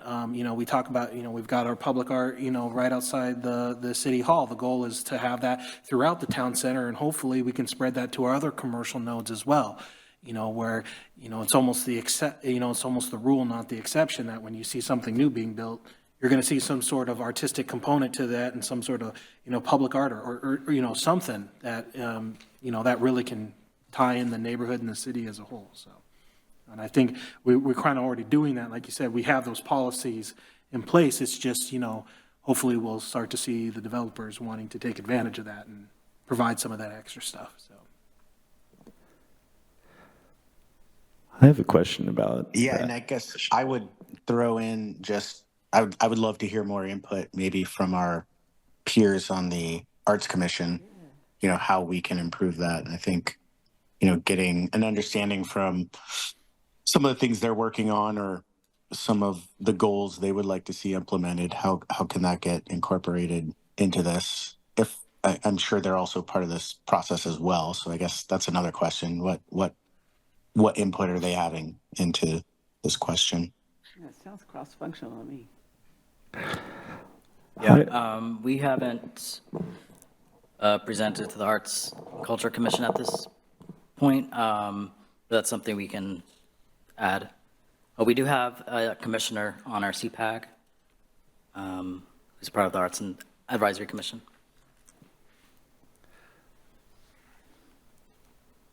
I have a question about the point that you brought up, which I think is a good point. Like there's a severe mural deficit in our town. We have a few, and they're very nice. I'd like more. So when you walk down 56th on the west side from Amorntai, which is about 227th, down to 232nd, the new townhouses that went in there have some like art embedded in the sidewalk. They've got little fish and things like that, which is really cool. And then the retirement home down on 231st has this like glass art kind of in front of the building. And then if you go further down in front of the coffee shop, there's this little like garden that's kind of laid out. Do we make people do that, or is that something they did on their own? We make people do that type of stuff now. Yes, we do. So the Rogers Market site, you'll be happy to know we'll be increasing our mural ratio and hopefully good design. So as part of Town Center, we definitely have design standards where we're I hope you see a difference of encouraging good design. I think there's also staff at the city that is very vocal about sculptures and art and trying to make those things happen as we move forward. We all think that those are very important. Town center, great, but also, like you said, in other parts of the community as well, you know, that we want to see these things that enhance the community throughout our community. So we're working on those things too as well. So I think we should do what Commissioner, or what Chair Bautista said about encouraging these art things. Well, being that I'm the one who, helped push that original code to force these developers to, start adding those enhancements, I'm obviously all for it, One thing, especially when it comes to murals on buildings, I think, it can really activate what would normally be a blank dead space. The one problem that you get, though, is when all the buildings are the same height next to each other, and then you kind of lose that opportunity to utilize some of that wall space. But I'll take it any way we can get it. So Something's better than nothing. yeah. Okay, I think we're ready to move on to the next item. All right. Well, yeah. So maybe for the interest of time, so retail clustering and master leasing, food and culture opportunities in town center. Any further comments on these? I feel like we sort of touched on, especially the food and culture opportunities, quite a bit, maybe through this discussion we just had. But if there's any other specific comments. I would just throw in, being that this is right now my temporary day job, having to deal with a component of this, with food trucks. They tend to work really well in areas that, have a very high daytime working population. And there's no other type of services that you can access. So it's basically just like clusters of office buildings. Think down where Amazon is. That's where a lot of the food trucks are for Seattle. So it's it's all the workers filing out to the sidewalks, for lunch using the food trucks. There really isn't any other kind of opportunity there. And then they go away. The food trucks are only there for a couple hours and that's it. I think where you get into the problem is when, you're trying to put food trucks in an area where, at least right now, there is no daytime population, like in our town center. So then, okay, it might be more in the evening. Well, then you're targeting, okay, you might have the brewery or the brew pub or whatever you want to call it, down the street that doesn't offer food because of the way the building was designed. They can't offer food. Mm-hmm. So they have to have a food truck, but there's a restaurant right around the corner. Maybe they close early, so they're not in direct competition. The big problem that you get, though, is that you build out your town center and you're going to have more restaurants, and all of a sudden you've got a direct competitor taking advantage of the right-of-way to plop right in front of their business. Mm-hmm. Now, we have setback requirements for, how far away they've got to be from restaurants right now. Seattle had those as well. Seattle got rid of those. Anytime you propose a new vending spot, you got to take it to public comment. I guarantee you, all the public comment that comes in are the restaurants and other businesses that are now going to have to deal with that food truck that's plopped up right in front of their business that they didn't want. So food trucks are great. The concept's great. Everybody seems to like them, but they're not as easy to implement as it seems. So I would just advise caution on that, and where the most success would be, is it going to be, right in the middle of our town center trying to compete with, all of our ground floor retail that we're trying to build out right now? Or will there be more success seeing them on more like special event occasions, in areas where they're not going to be competing?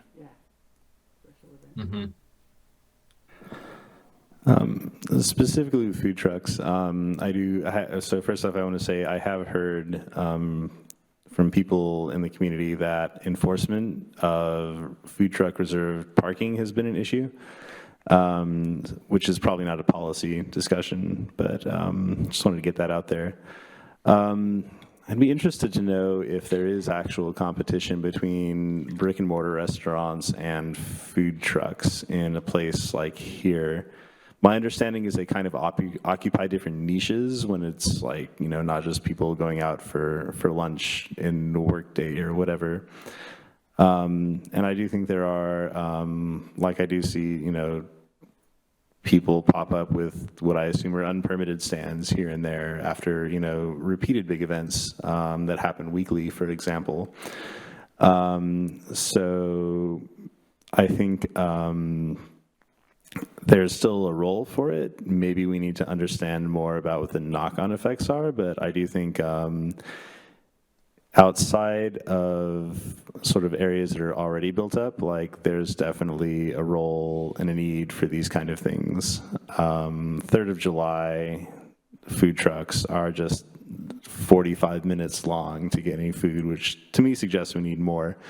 You know, parks are frequently used at regular times, you know, with peak times. Like, are there, you know, places where this is kind of, maybe we should be encouraging it and, you know, enabling it a bit more. But I think that we should be, you know, it's one of those tricks of like, you know, is it the city we can build in 15 minutes? I do think food trucks have a role in there.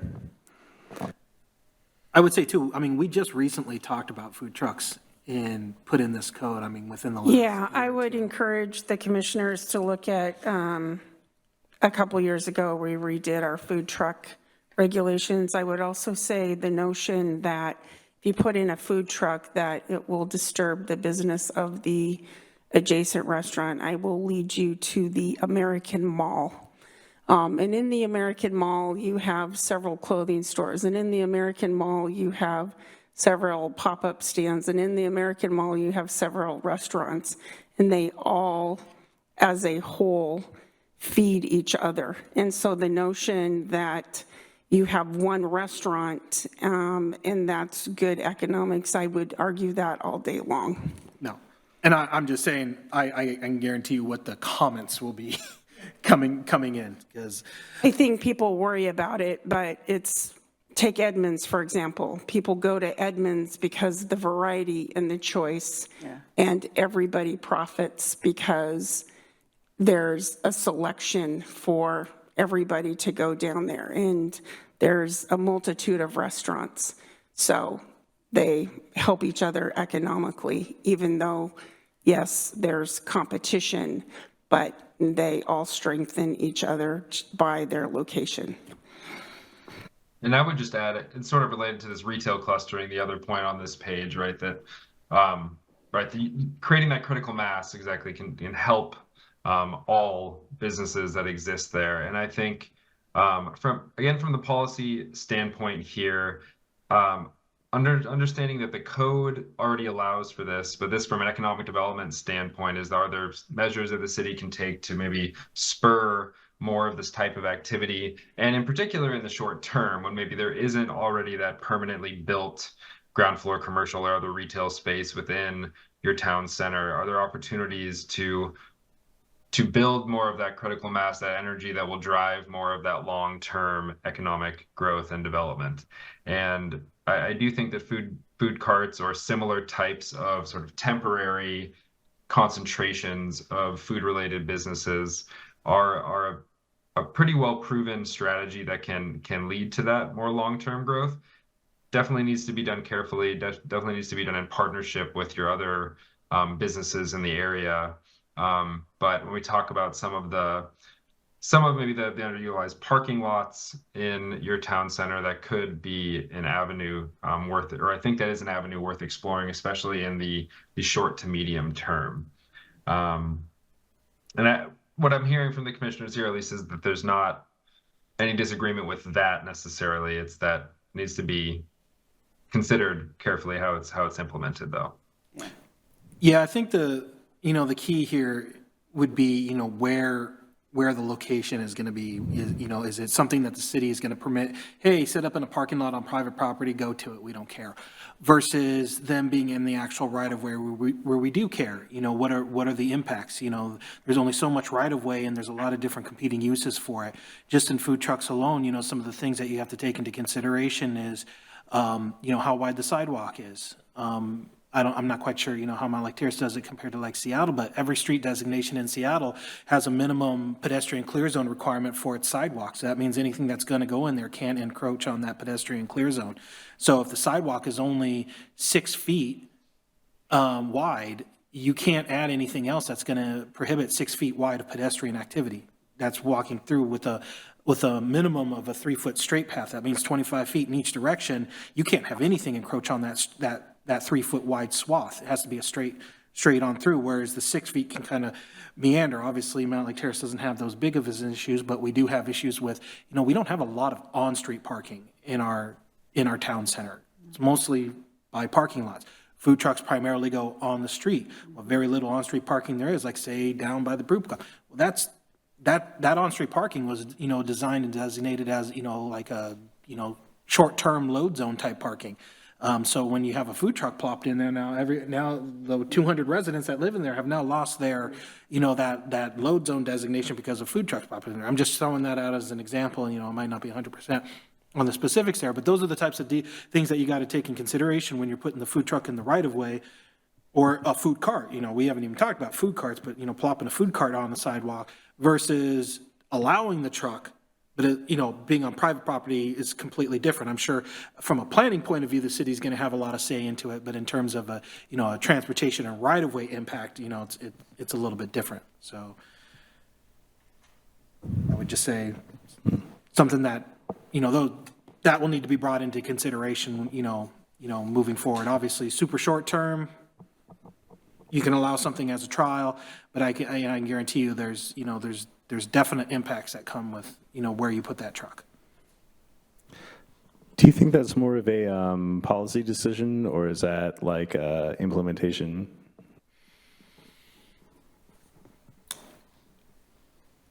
See, it kind of depends, because my brain wants to go to how Seattle does it. So, there's policy and there's code, and then in Seattle, there's what they call director's rules. So it's not something that necessarily has to be passed by, council and the mayor. Anything in the right of way is SDOT. They control it. Anything in private property, that's SDCI. So anything in the right of way, there is a director's rule, and it's like a 20, 30-page document just on vending. All the requirements, but it feeds off of other policies that are in place in terms of, street designation and stuff. So it's not a cookie cutter answer. Mountlake Terrace is completely different how, an Edmonds would operate, or a Seattle or a Shoreline. So I think it would have to be Terrace, kind of looking at, hey, what are the codes that we actually have on the books? How do we enforce this right away? And see, this is the other thing, it's an embarrassment of riches that, we now have to start thinking about this, because in the past, we didn't have to worry about competing uses. We didn't have this problem, but now we are fostering the kind of development that where this will be a problem moving forward. So we need to sort of think of that as well. I mean, the worst thing that can happen is that we provisionally allow something and it just becomes a complete disaster because we overlook something so much that it just sours everybody on wanting to try it again. Even though we know we can point to studies, we can point to our neighboring jurisdictions like, no, this works really honest, give us another trend. So just, we could probably say that for just about everything we're talking about tonight. So. But so I think I'm glad we... Go ahead. Sorry. Oh, I was just gonna say, I think it's good to bring it back to the policy discussion. I think as the policy language is written right now, it's pretty general. So I think we are, getting more into the implementation of something like food trucks or some of the other food-related opportunities.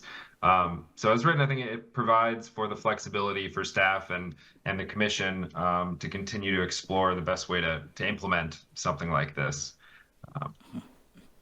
And maybe the direction we're hearing is don't get more specific in terms of mandating something like a food truck mall within policy language. Yeah, I think where the specificity will be required is, especially if it's an activity in the right of way, how we plan for that. And it's not just for food trucks, you could easily throw farmer's market and night markets in there as well, especially when you have an area that, hey, we want to do a night market there, but you've already permitted a food truck. So then there's that competing interest, kind of gets right back to what I just said before. But yeah, I think it's not specifically food trucks, not specifically farmers markets. It's everything, how it's being used. And obviously there's different requirements if it's on private property versus the right of way. So in interest of time, I'm wondering if we can move on to the next topic. Sure. I had one more thought, sorry.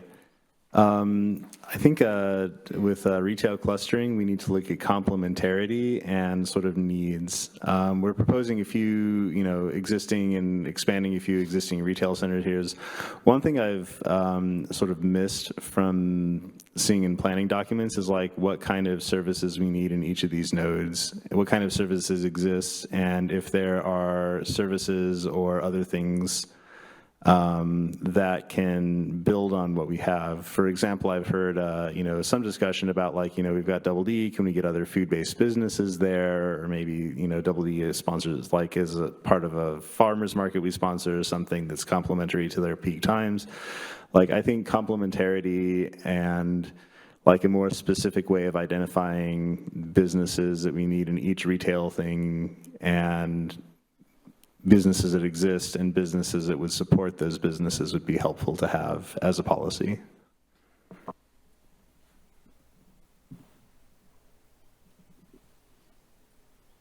Definitely, we can add some, I think some language if it's not already in there about complementary uses to sort of strengthen that policy. Most definitely. Cool.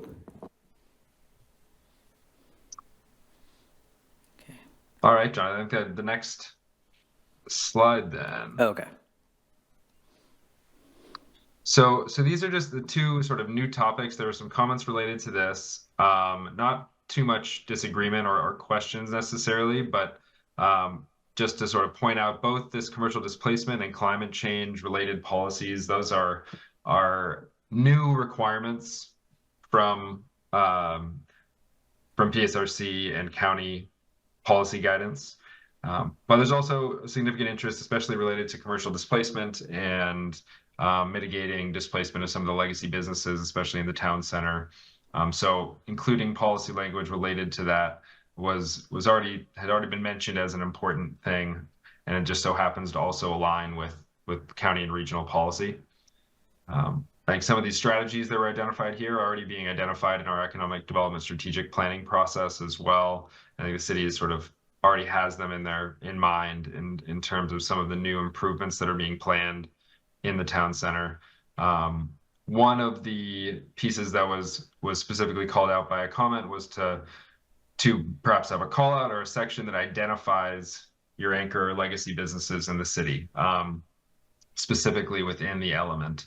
And so that's something that we could explore, including certainly. But yeah, are there any other comments related to that topic?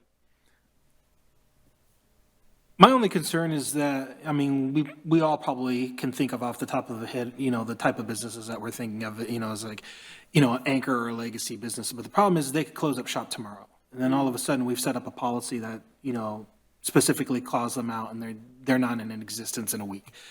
Not saying that that's going to happen, but I have concern about singling out certain businesses for this over others. I think it's important to help any business that wants to stay or relocate in the city. But again, it's how much does the city want to or should get involved with that? Because it's an issue between a private business and a private landowner. We don't want to see that business go away, but at the same time, it's an agreement between that business and the landowner. I'm the one who made the comment about, definitely have development agreements and relocation assistance if that is feasible, but we shouldn't have policies that would discourage the redevelopment. Just because we really like this business, We shouldn't discourage redevelopment of the 70-year-old strip mall that business is located in when there's a higher and better use for that land. We should be encouraging the redevelopment of that property, but at the same time, we should be figuring out a way, hey, we got a business that's proven successful in our community for 5 years, 10 years, 50 years, however, whatever you want to attach to it. Obviously, we have an interest in seeing that business still be in this community. How can we facilitate them staying somehow? Either, is it a temporary relocation across the street in a vacant spot while the new building's being built, and then they can move back in? How can we help facilitate that? But again, that would, in the end, that's an agreement between the private business and the private property owner or developer. So I'm all for trying to help the businesses, but at the end of the day, there's only so much that we can do. And I don't think whatever we do or want to encourage should discourage the development itself.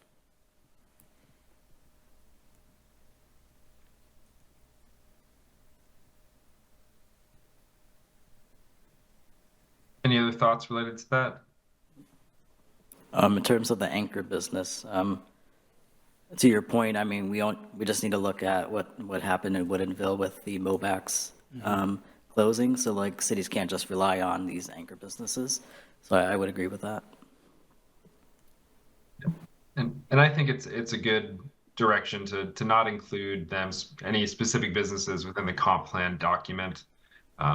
If that is a direction the city wants to go, that's something that could be included in the strategic plan potentially. It's more of a short-term planning document.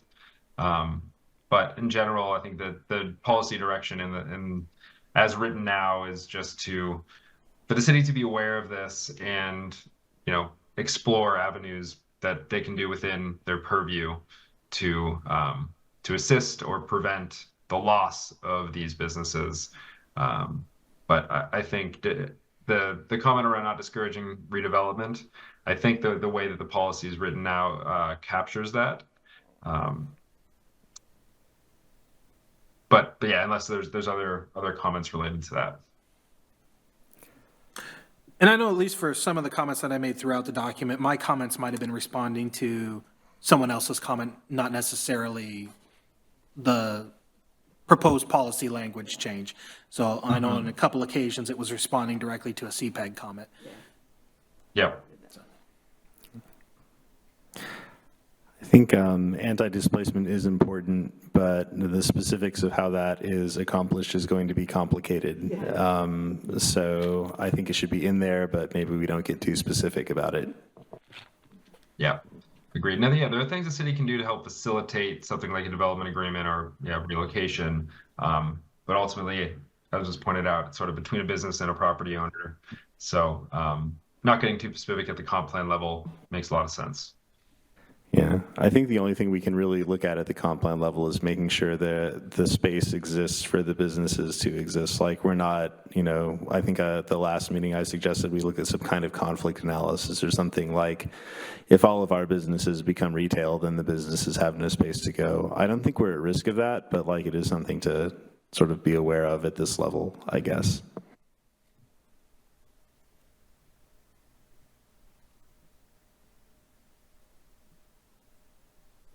I had a clarification question on the upzoning and displacement. Is that linking upzoning to displacement, or is it sort of saying in order to mitigate displacement, we need to upzone?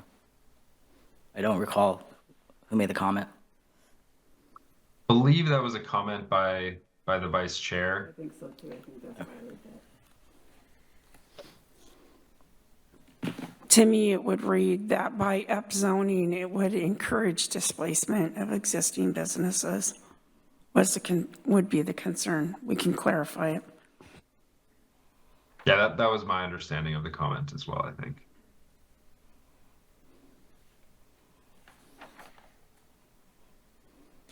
All right, well, so should we move on to the last one here, climate change?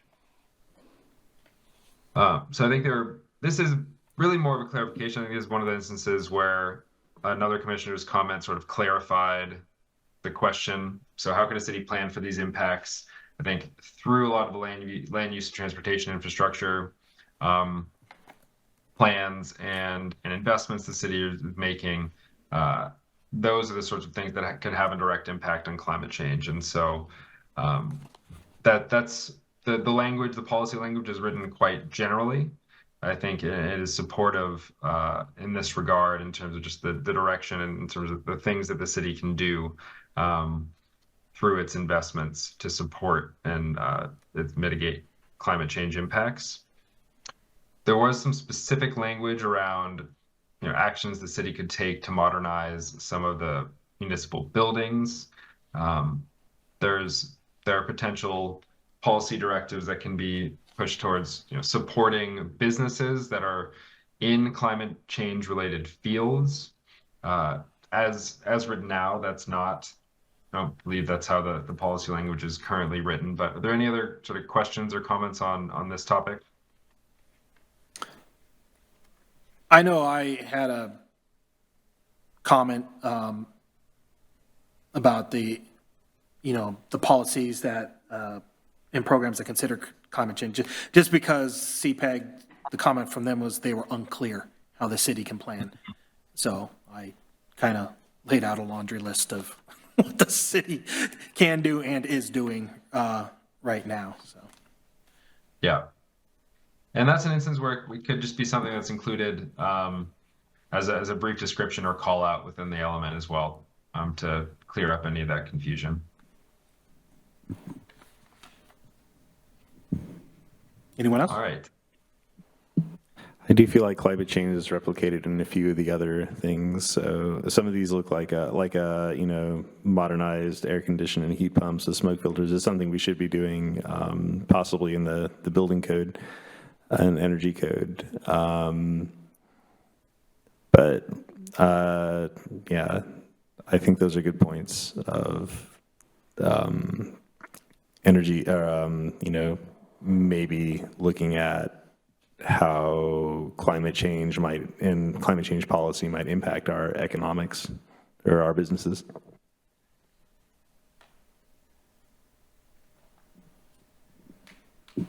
And decarbonization, but I think that might be in the environmental portion. Yeah, I think there's definitely overlap here between some of the policies within the environment element, especially as we talk about waste management and what does it mean to retrofit our existing buildings, both for residential and for existing commercial and retail places. So we can explore maybe further conversations on how to strengthen that connection and add more clarity to these policies about what's being covered in the environment element. Great. I know there's a lot of overlap with state policy as well in terms of larger buildings needing to decarbonize by a certain year and continually improving energy and building codes.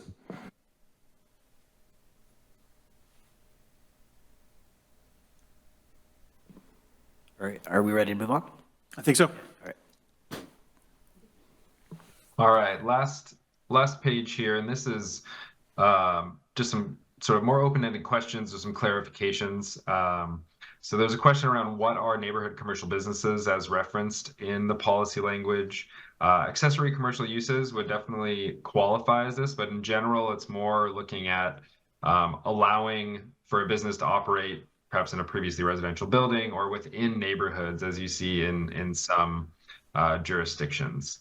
And so that's more generally, it's thinking about commercial spaces that are compatible with existing neighborhood sort of form and scale, not calling out any specific types or forms necessarily, but not basically allowing businesses to operate within your neighborhoods.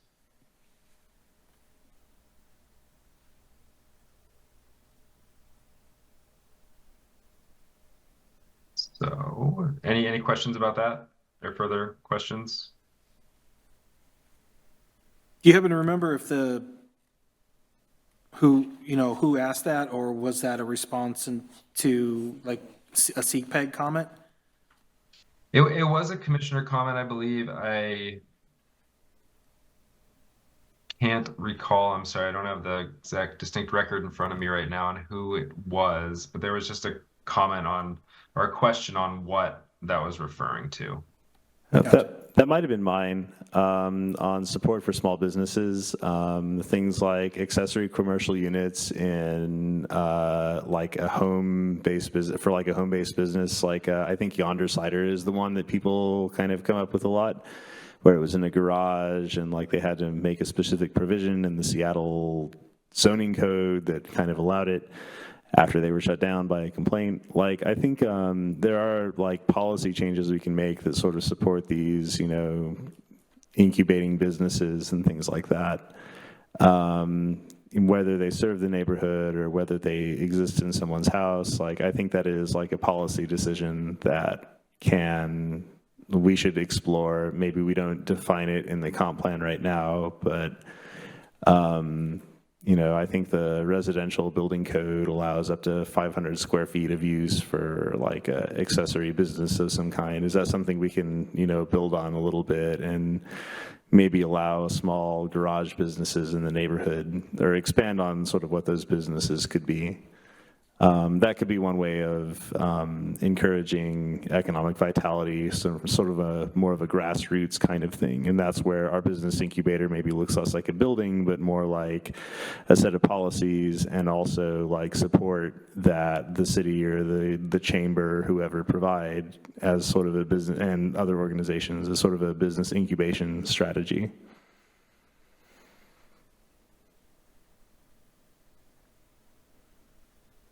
Yeah, I don't think you want to get specific. I think, so right now we do have provisions for home occupations, which I think we're going to have to take a look at again. But really what we're talking about is uses based on their scale, intensity, and compatibility with surrounding uses. So I think we keep our policy language as such. And then when we get into next year and we're talking code, then we determine what are those uses that are appropriate. Our home occupation code is old and definitely needs a fresh set of eyes on it. So we can do that with some general policy language and then go take a look at that.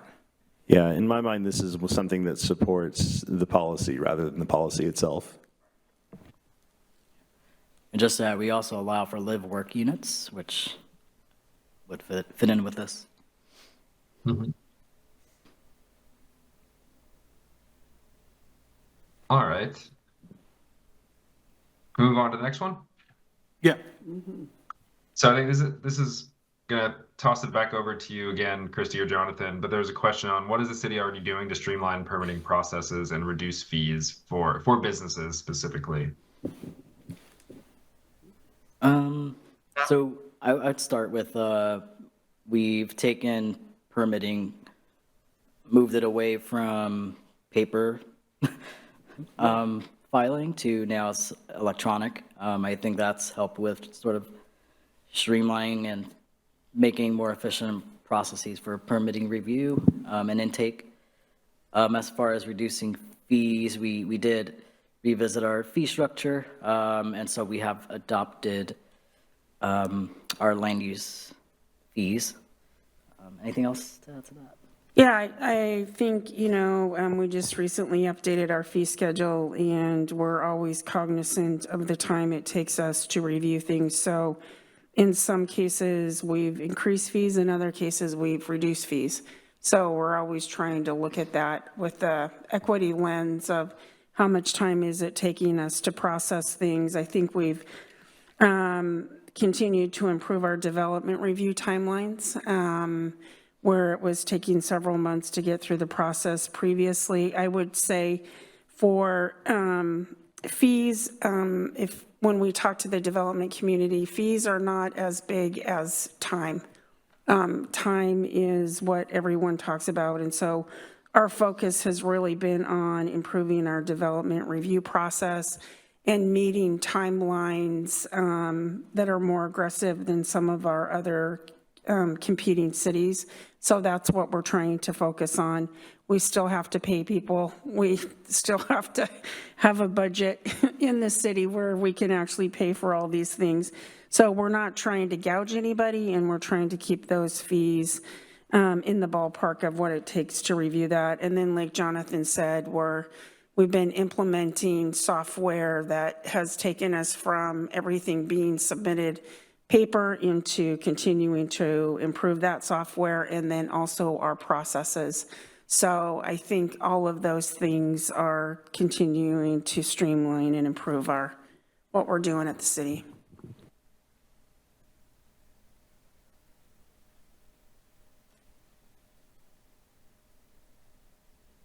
Great. Any other questions on that then? Seem to cover it.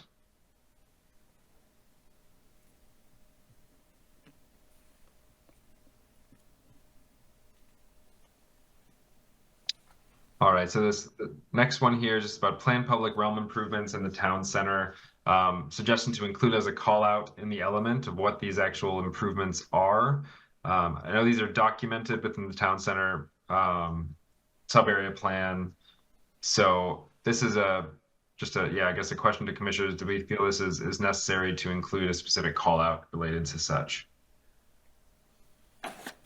If I didn't already say it, which, I can't remember what I put on this thing. I can't remember what I did 20 minutes ago. I would say when it comes to public realm improvements, we have been so focused on the town center for the last 15 years. I think it would be important to say planned public realm improvements in all of our commercial nodes, not just the town center. So I understand there's obviously a focus on the town center, but I think, when we're talking about public realm, we're talking about, right-of-way, we're talking about sidewalks, we're talking about planting strips, we're talking about bike lanes, we're talking about possibly public plazas. I think those kind of things should exist all throughout the city, not just the town center.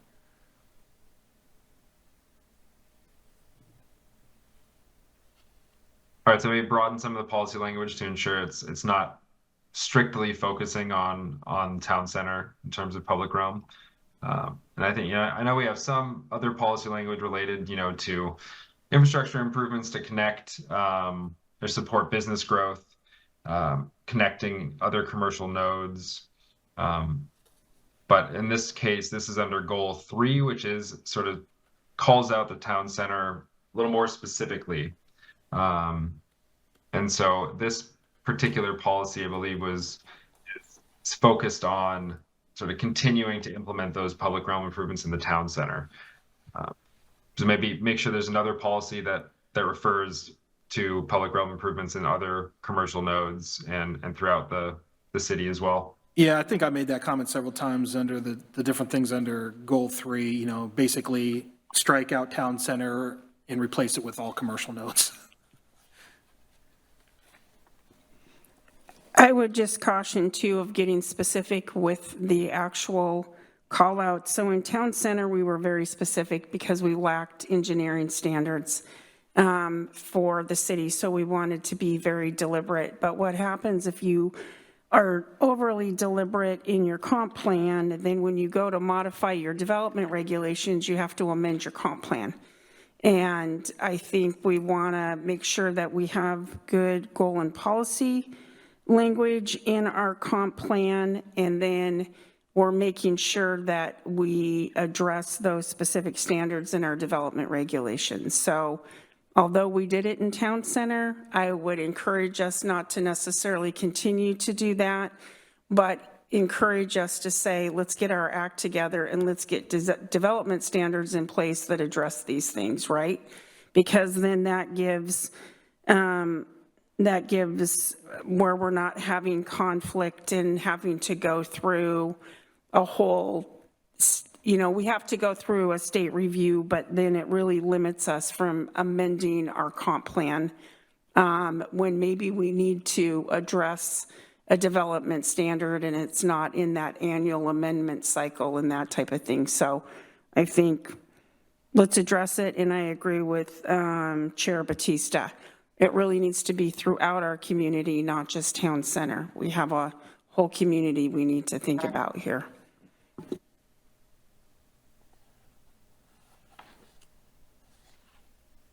All right, great. I think we can definitely adjust some of the policy language to reflect that. All right, last 2 here. Culturally and ethnically diverse communities. I think the policy language here is quite general and sort of taken directly from regional guidance. And as a requirement for new policy language. So I think there were some comments around being more specific, or whether this is specific to Mountlake Terrace or in general. It is, as worded, it is more general, sort of being focusing or recognizing the economic significance of sort of regional, cultural, and ethnically diverse communities. So if there's a desire to make it more specific to Mountlake Terrace, that's something we can do in terms of adjusting the policy language, though.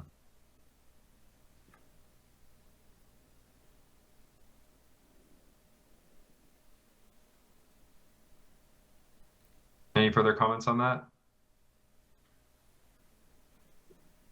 Not hearing or seeing any. I know for me, it's, sometimes it's when I'm, trying to conceptualize this, especially when you're talking about,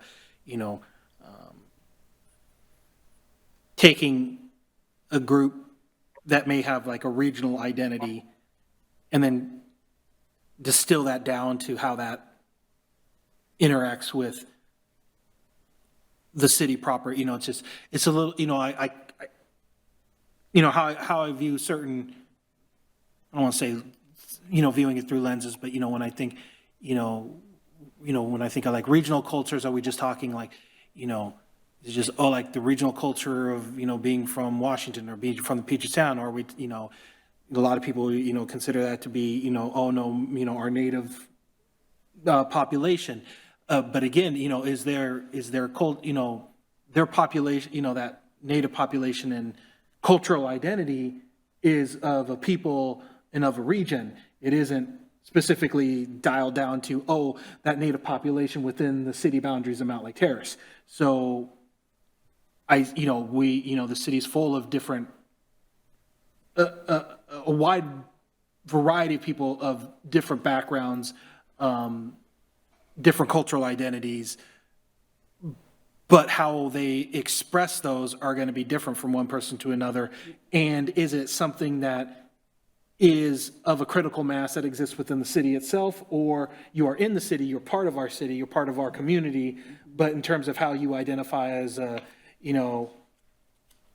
specific type of ethnic or cultural background, it's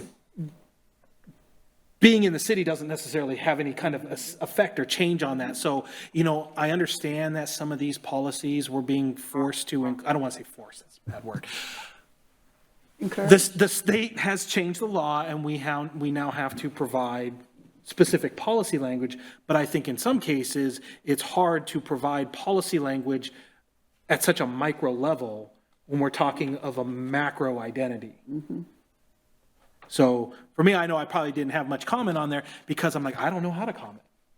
Because I think in some of these cases, I don't think it applies to us as a small, city with relatively speaking, a smaller population base, though a very diverse population base. I look at it as, what does the city do? How does the city interact? And so I think of it today, is the city doing anything that actually prohibits them or is an impediment to them celebrating or recognizing or identifying with the culture? I would say today, no. I'm not talking historically of what may or may not have happened. I'm talking today. No. But how do we translate that affirmation that you go, we're proud of you. We love that you're here, but the fact that you're here, the fact that you identify the way you do, the fact that you feel a certain kinship towards a certain group of people, that's going to be regardless of what the city does or what the city's policies are. Obviously, us being encouraging of that and if you want to promote that, go for it. As long as you're maintaining it to code, I'm fine with it. As long as it's a nuisance, it's not as long as it's not a detriment or offensive, then obviously we're allowing it already. So I think maybe this is, and obviously I want to hear other people's thoughts on this. This is one of those cases where general I don't want to say vague policy, but, kind of just a blanket, nothing too specific. That's not necessarily the point of this policy. I don't know. I don't want to talk myself into a hole here, so I don't know how other people feel about this. Where is it in this document? Which goal is that? Yeah, I'm wondering where this came from. 1.12. 1.12, and was that a planning commissioner comment, or was that a CPAG comment, or was that I'm sorry, 1.11, I'm sorry. It's on page 5 at the very top. So I'll just read it out. So it says, support and recognize the contributions of the region's culturally and ethnically diverse communities, including helping the region continue to expand its economy.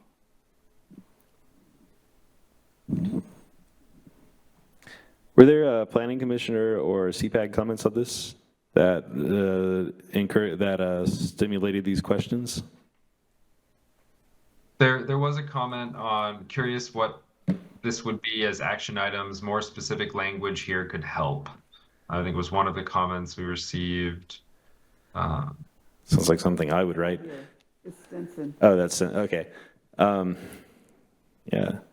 So I will say one of the things I've heard kind of bandied about over the last few years in specific context for economic vitality is, culturally and ethnically diverse communities. Is that something that we can sort of, this is sort of like, the business incubator and the food truck things like, is there the seed of something here that we can grow that sort of brings into full flower like the identity and strength of the community here already?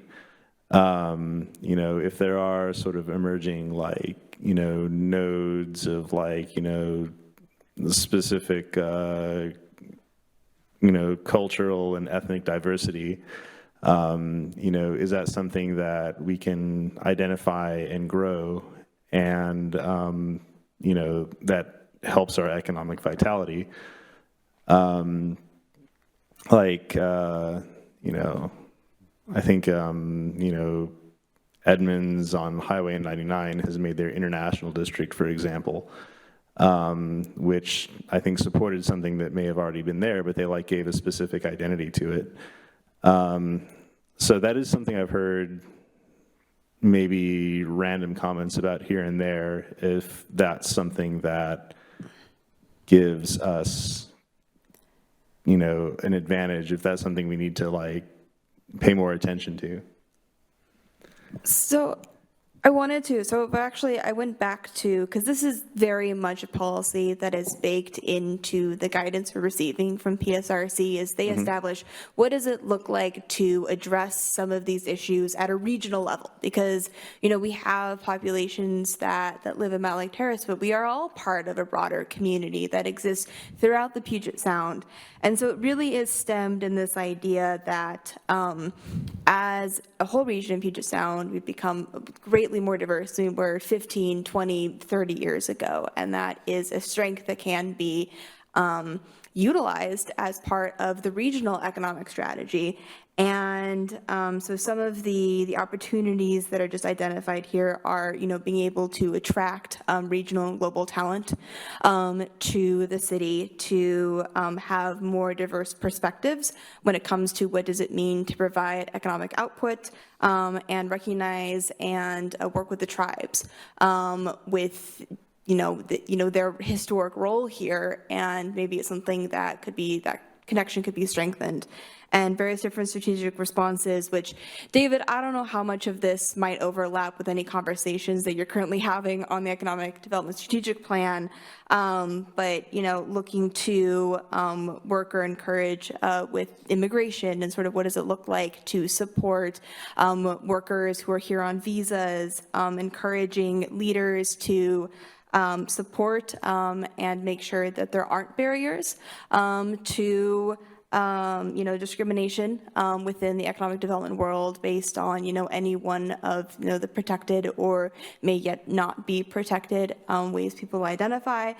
supporting policies on safe and tolerant communities, encouraging dialogue on race and social justice, and respecting diverse backgrounds, again, coordinating with tribes, and really elevating those stories of BIPOC immigrant women-owned businesses in the region to recruit entrepreneurship, to start new businesses, really in all of this area. So I think our question here was, this is a broad topic. Is there anything specific in Mountlake Terrace that could be highlighted? Or is this really about recognizing the role in the broader community as for economic development? So that was a lot of information, but maybe it helps clarify where we're coming from here, because I know that is a very broad statement. So I think there is opportunity, and we should seize opportunity. I think if we can identify it and, sort of grow the things we already have, just kind of as a general approach, I think it's worth researching and especially doing, outreach to communities that may already exist here. How can we, rather than having to invent something entirely new, can we do the lazy thing and support you in doing the things you're already doing?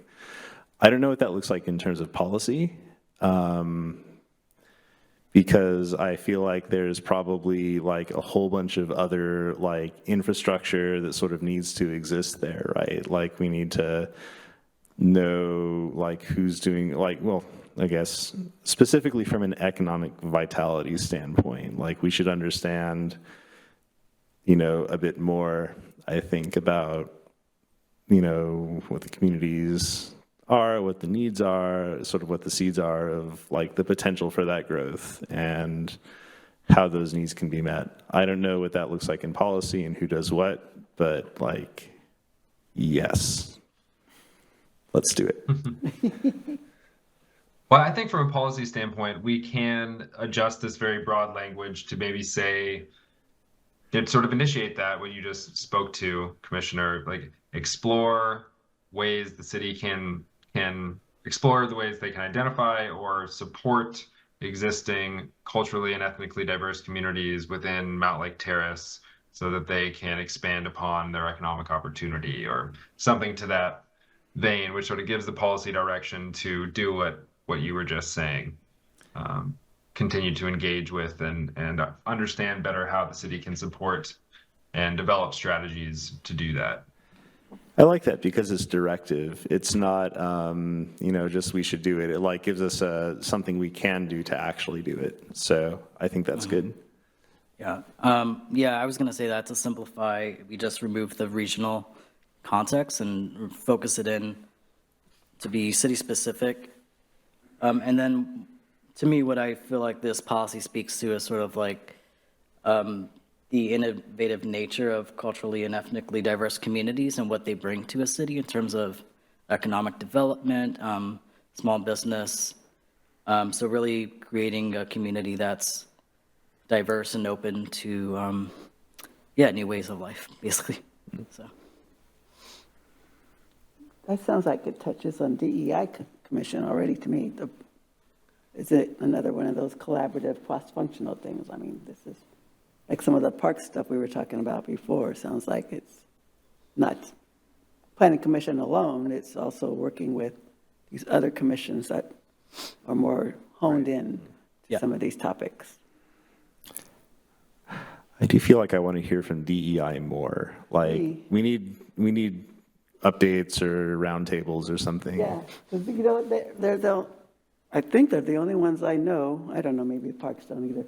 That don't have hybrid meetings.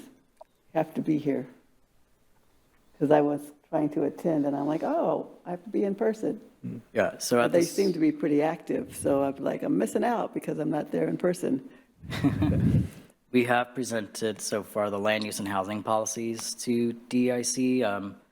The goal is to meet with them in June to go over the rest of the elements. And we'll probably break that up. It's a lot to digest. So, but what we bring to them is more of the equity focused policies for input.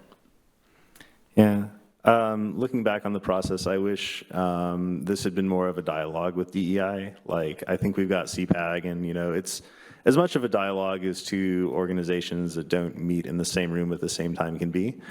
But I do feel like, you know, we've discussed a lot of things that touch on sort of the bailiwick of the DEI Commission. And, you know, I do feel like I'm kind of maybe talking into a black hole here a little bit. Like, you know, it goes in and I don't know what's going to come out, but at some point they'll probably comment on what we're doing. And then, like, we've got all of these meetings that we've had that then we have to go back to and say, okay, their comments are this. And I think it would be good to have maybe a more frequent update schedule with them somehow. I don't know what that looks like or what their schedule is. But, you know, as we talk about these things, I do think it's important that we and they are aware sort of what's going on simultaneously.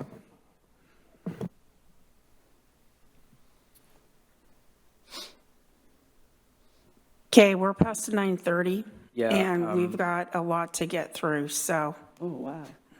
I would say I do have let's a scurry suggestion. along. Yeah. Let's move through this. So, yeah, so that's I think the end of these points, and thank you all, yeah, for your good discussion. I know we went quite long on that, but appreciate all the feedback.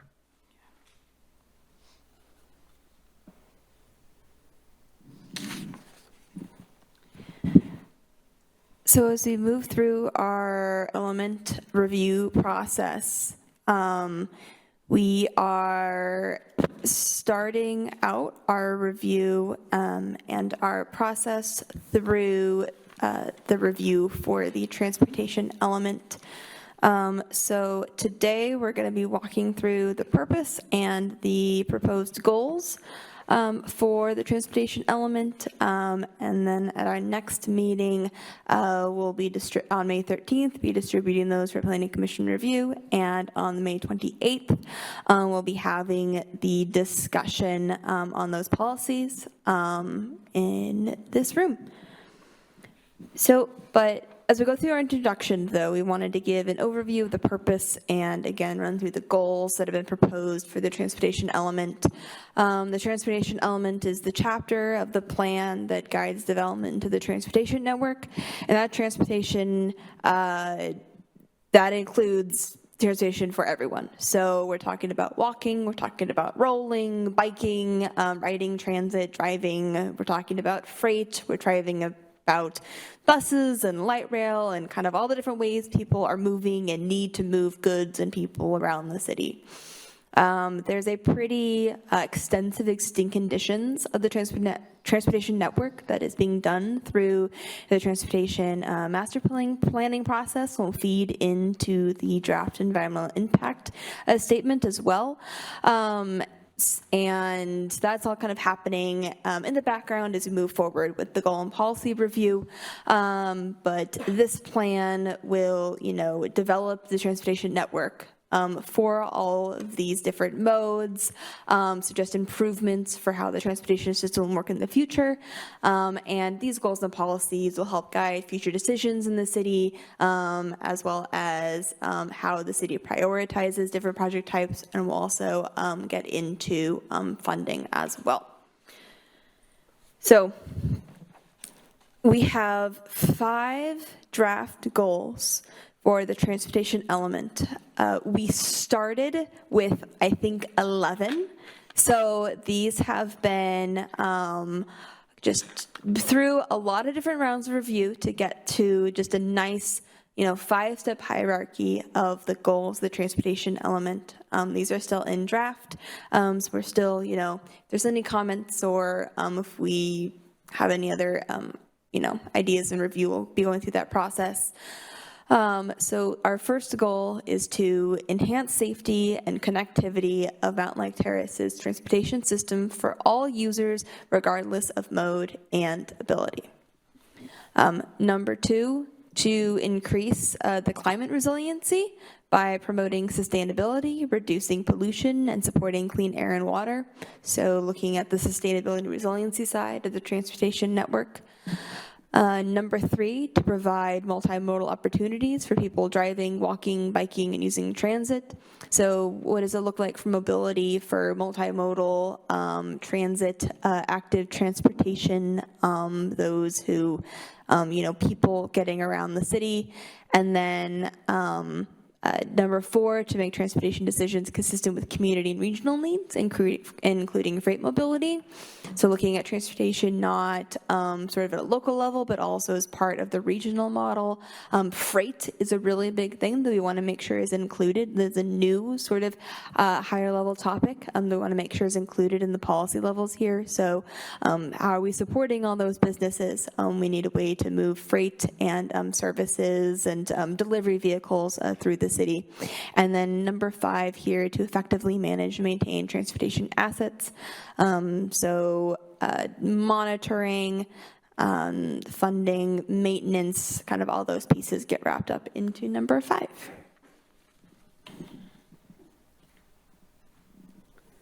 All right. So we did wanted to provide an update on the growth alternatives.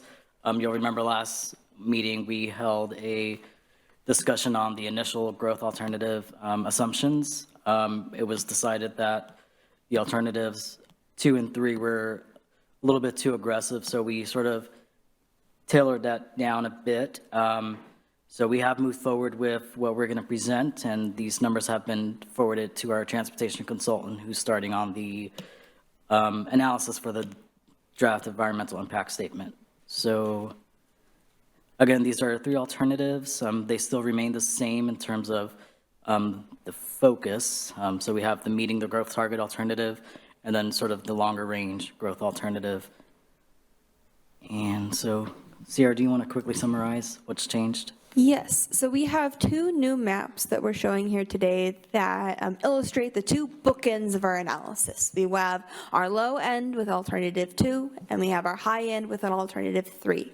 What we heard really, I think, loud and clear from Planning Commission at our last meeting, that it was important still for alternative 3 to show that future year scenario that shows different commercial nodes throughout the city that sort of continues to promote and, I guess, look to incorporate, mixed-use development on some of those key corridors that we have been talking about.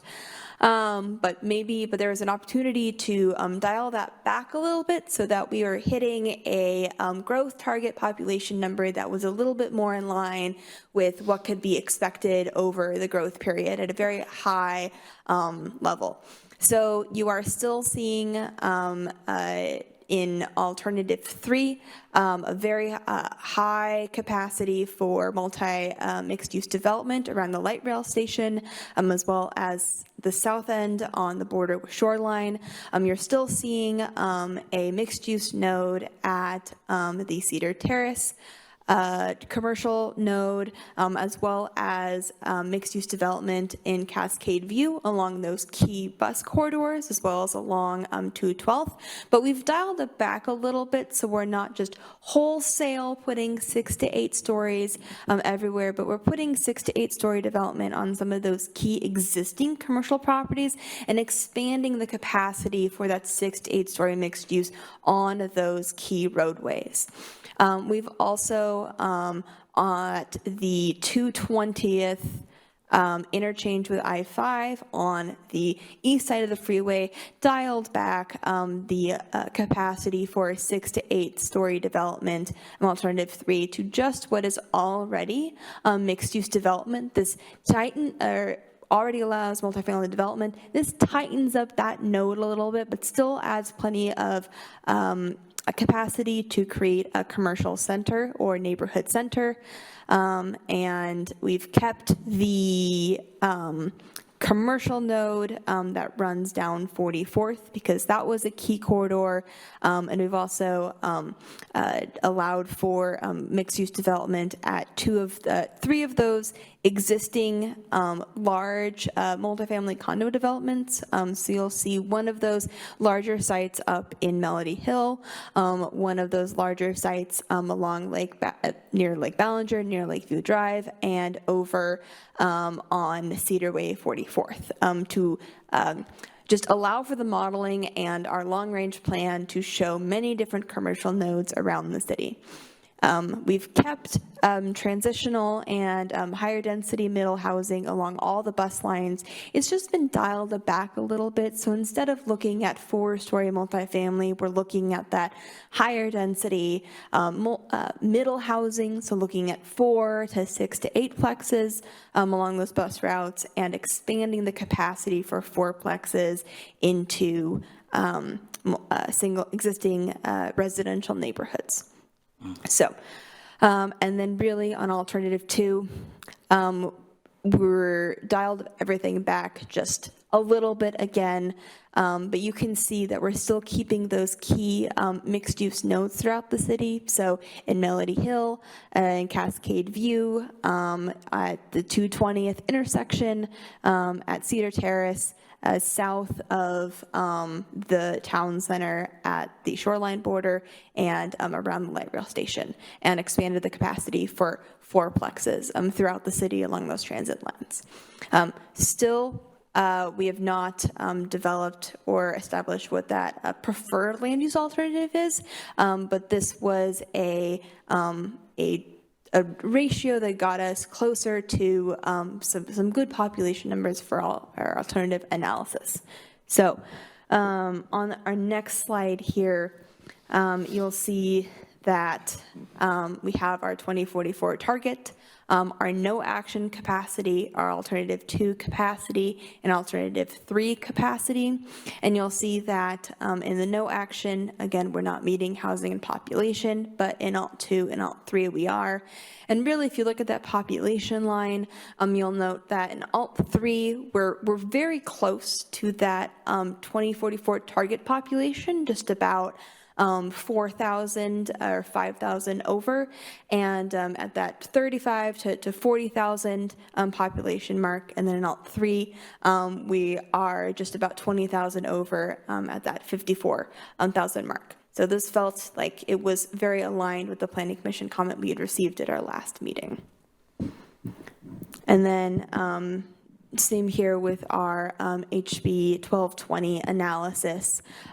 In all 3 alternatives, we are showing a surplus capacity for lower income housing, and in our alternative 2 and 3, we are showing capacity to meet those 100, that 80 to 100 and 100 to 120 income bracket lines, and that really is due to the amount of middle housing that's allowed within these 2 alternatives. And then again, we're not meeting that 120% AMI sort of line item there, but that's not required throughout this process. So that was our brief update on where we have gone with the alternatives, and these will be studied as part of the EIS, and we'll be going through additional comment on the findings of those alternatives through the draft EIS public comment period process. I had a question. Can you go back to the growth alternative overview page where you're showing the maps for alternative 2 and alternative 3? So I tried to look at this online before the meeting, and you can only zoom in so far on a PDF, and I'm even a little bit more confused because how it printed out. There are sections that printed out in color on the printout. On the PDF here, it's white. I couldn't figure out what white on alternative 3 is. I think that's teal, and that's 3 to 4 story middle housing. Okay, remember, I'm colorblind, so to me, it looks white. We did do a color blindness check on these. Yes. I know, it is better than it was. I can see that. I think I was just having a harder time taking a look at the color on the map and then maybe identifying that color in the key. Yeah. That's probably That's a me problem. The legend's a little small, but we did run through the color checker to make sure that it was more readable than before. Okay. Because at first I thought, the way my brain read that was like, did they forget to fill it in? Yeah. Or are they just like, okay, we're going to focus on the nodes, and so we're not going to touch anything at all? But I'm like, well, that kind of flies against every map I've ever seen the city ever produce. They never leave anything blank. There's always a color in there. To me, it's reading as white, and apparently it's not. Wow. All right, quickly on the next up slide. I actually had a couple of questions as well. One is a general comment and one is a finicky comment. What's the red in the map? The red is the existing commercial allowed by the city, general commercial. Okay, so we're not making that mixed use, we're just keeping that commercial? Yeah. Okay, and then in both option 2 and option 3, well, I guess alternative 2, I'm just kind of honing in on the 220th corridor here because I can. It changed because now it's red, and so now I'm just kind of curious about what's being proposed here. What is the darker colored purple on the east side of 220th, just south of 220th? There's like a change in tonality there. I can't quite see. So on alternative 2, Yes. there's a hatch overlay on that property because it's currently owned by a religious institution. Okay. All right, and is the lighter purple assumed to be mixed use, or is that important at all, or? Yeah, so the light purple and the dark purple are both mixed use. They're Okay. different, as in the light purple, or the one that you see mostly on alternative 2, is a 4 to 6 story mixed use, and the on alternative 3 you see that 6 to 8 story mixed use. Okay. We found it was important to still anticipate some amount of 8-story development, knowing that different types of construction would be feasible in the next 20 years. So we wanted to make sure that wasn't incorporated into the analysis. Okay, and what is the zoning up on 212 is just what there is currently? Yes, so all of the orange you see on the both maps is the existing, I think it's multi-household low density zoning, or medium density zoning, I think. And on alternative 2, what we've done is the existing commercial zone, so I think it's commercial business. It's a blue color on the existing zoning map. Those have been upped to that 4 to 6 stories to show just a small amount of change on that low end.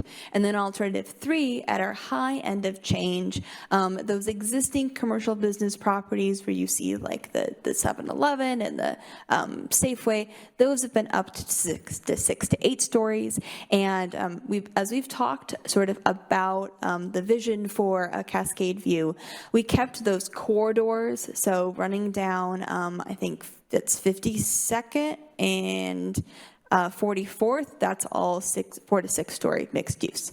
But we're keeping some of the existing multifamily this way it is currently to provide for just some no change on some of those more affordable existing multifamily developments. Okay. And also to concentrate the change along those key corridors. Okay, I think that makes sense. And then west of 58th on 220th, is that all being kept single-family residential? In both alternatives? West of 58th along 220th. Yeah, so east of the interstate, but west of the purple, it looks like it's all still yellow. Yeah, so like between the purple and the interstate. Yeah, so those were properties that we had looked at potentially moving up to studying as mixed use, but just due to the sort of the nature of those properties and the proximity to the freeway there, it seemed to make more sense to concentrate that node where there's existing multifamily development further away from the freeway along sort of the line that is sort of the intersection of 56th and 220th, where those existing multifamily properties are.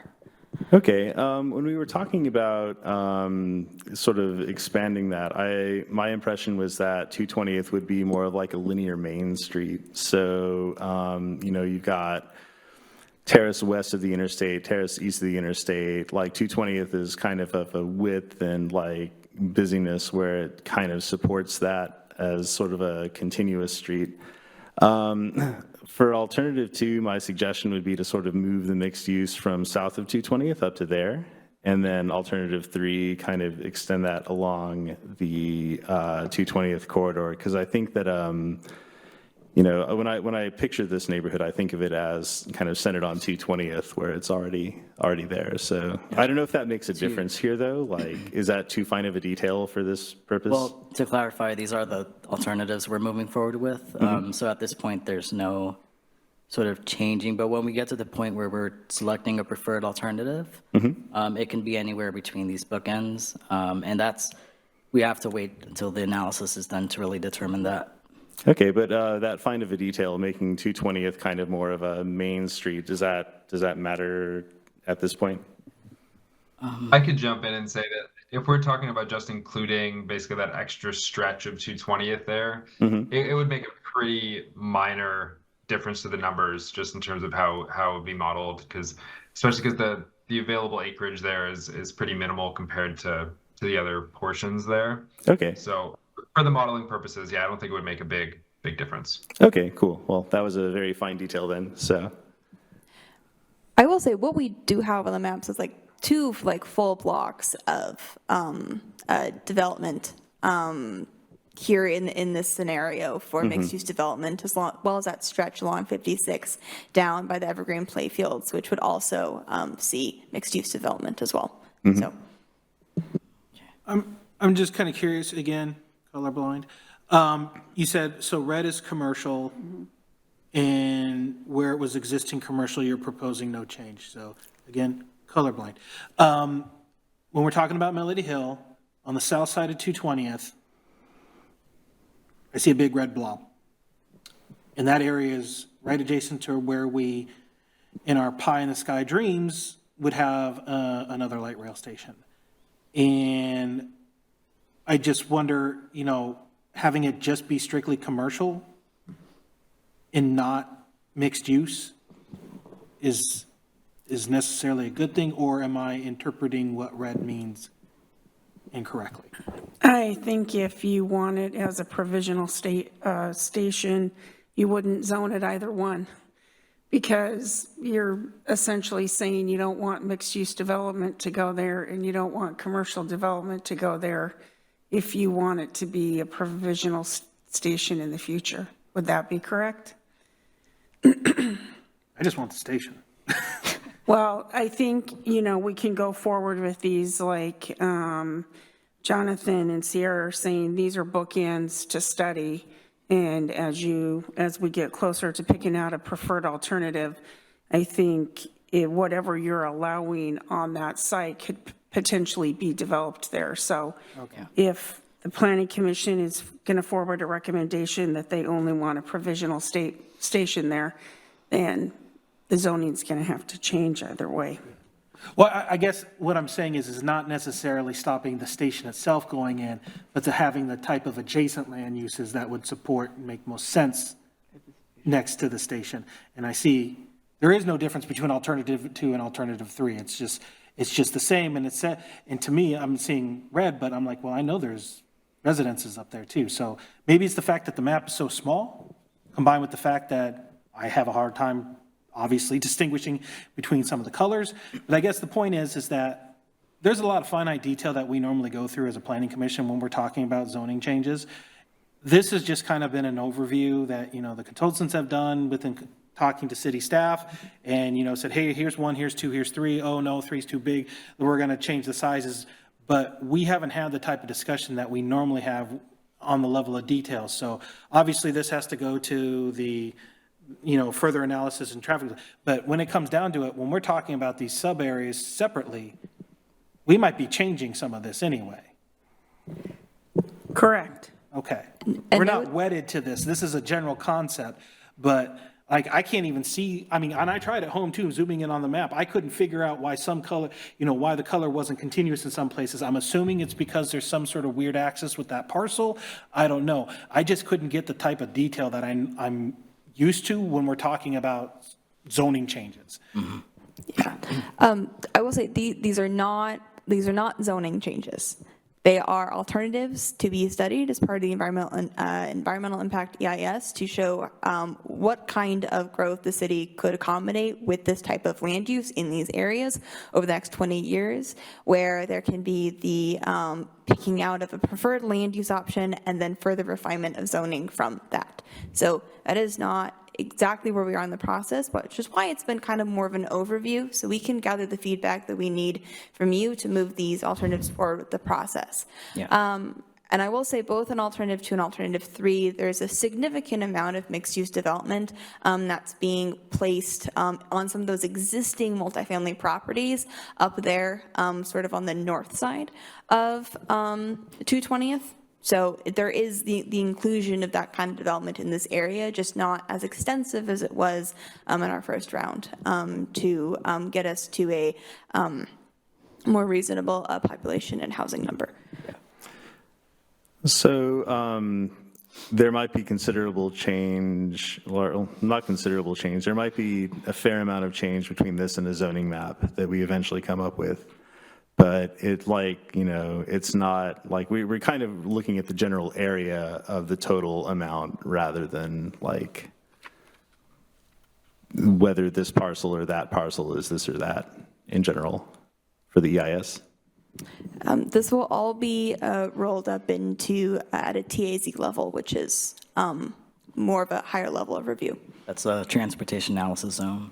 Okay, which are probably about the size of census blocks or something, like it's like fairly sizable. They're about the size of census block groups. Okay. It kind of depends. So just, this wasn't meant to be a discussion item, I just wanted to present an update.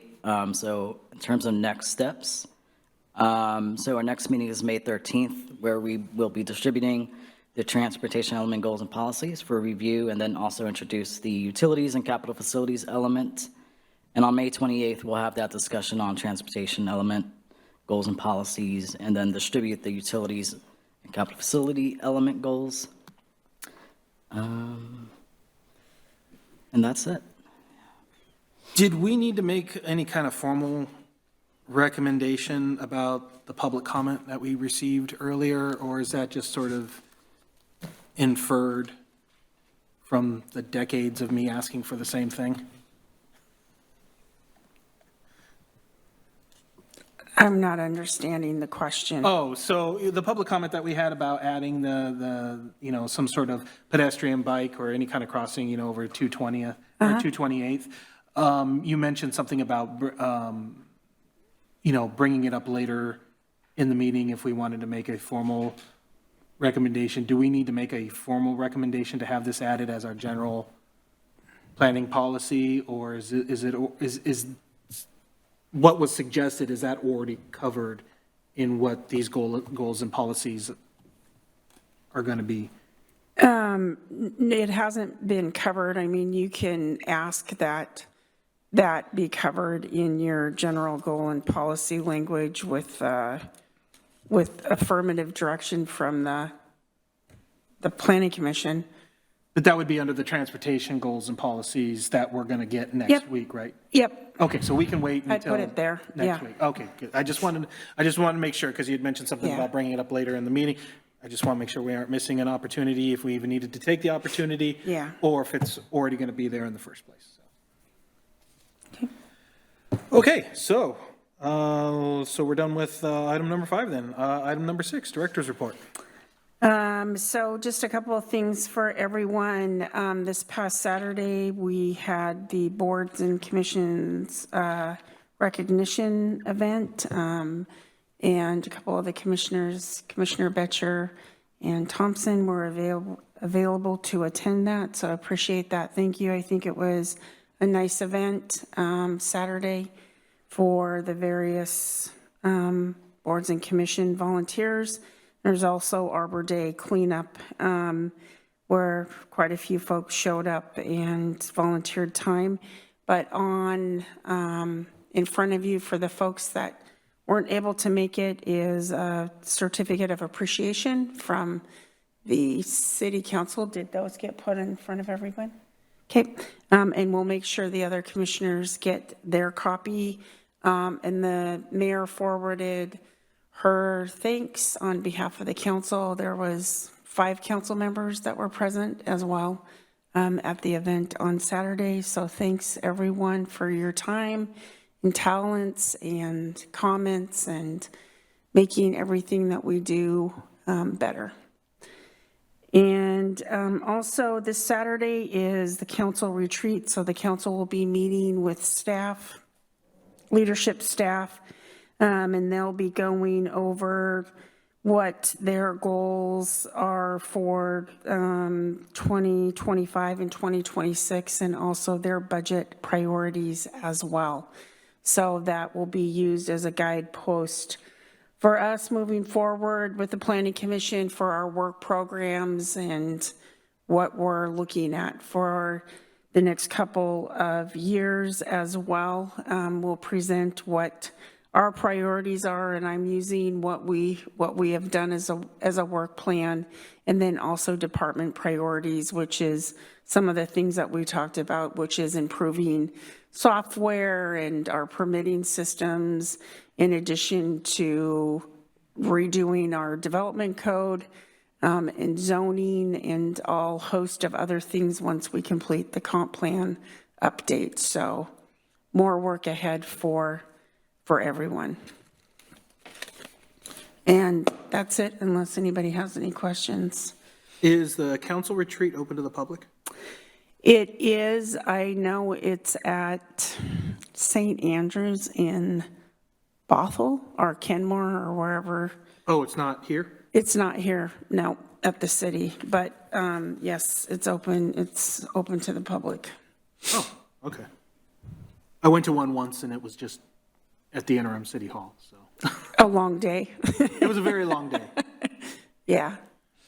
Yeah, okay. Anybody else have questions for our planning director? Not hearing or seeing, double checking with our online commissioners. Not hearing or seeing anything, so we'll go ahead and move on to item number 7, miscellaneous business by call of planning commissioners. Anybody have any miscellaneous business? Yes, no, yes? Reminder, I'm out next meeting. The 13th? Did we already excuse that? I believe we did it the last one. Excellent, okay. Not please excuse me at the next one. All right, I think we're excused. You're excused for it, so, okay, good. No need to duplicate that then.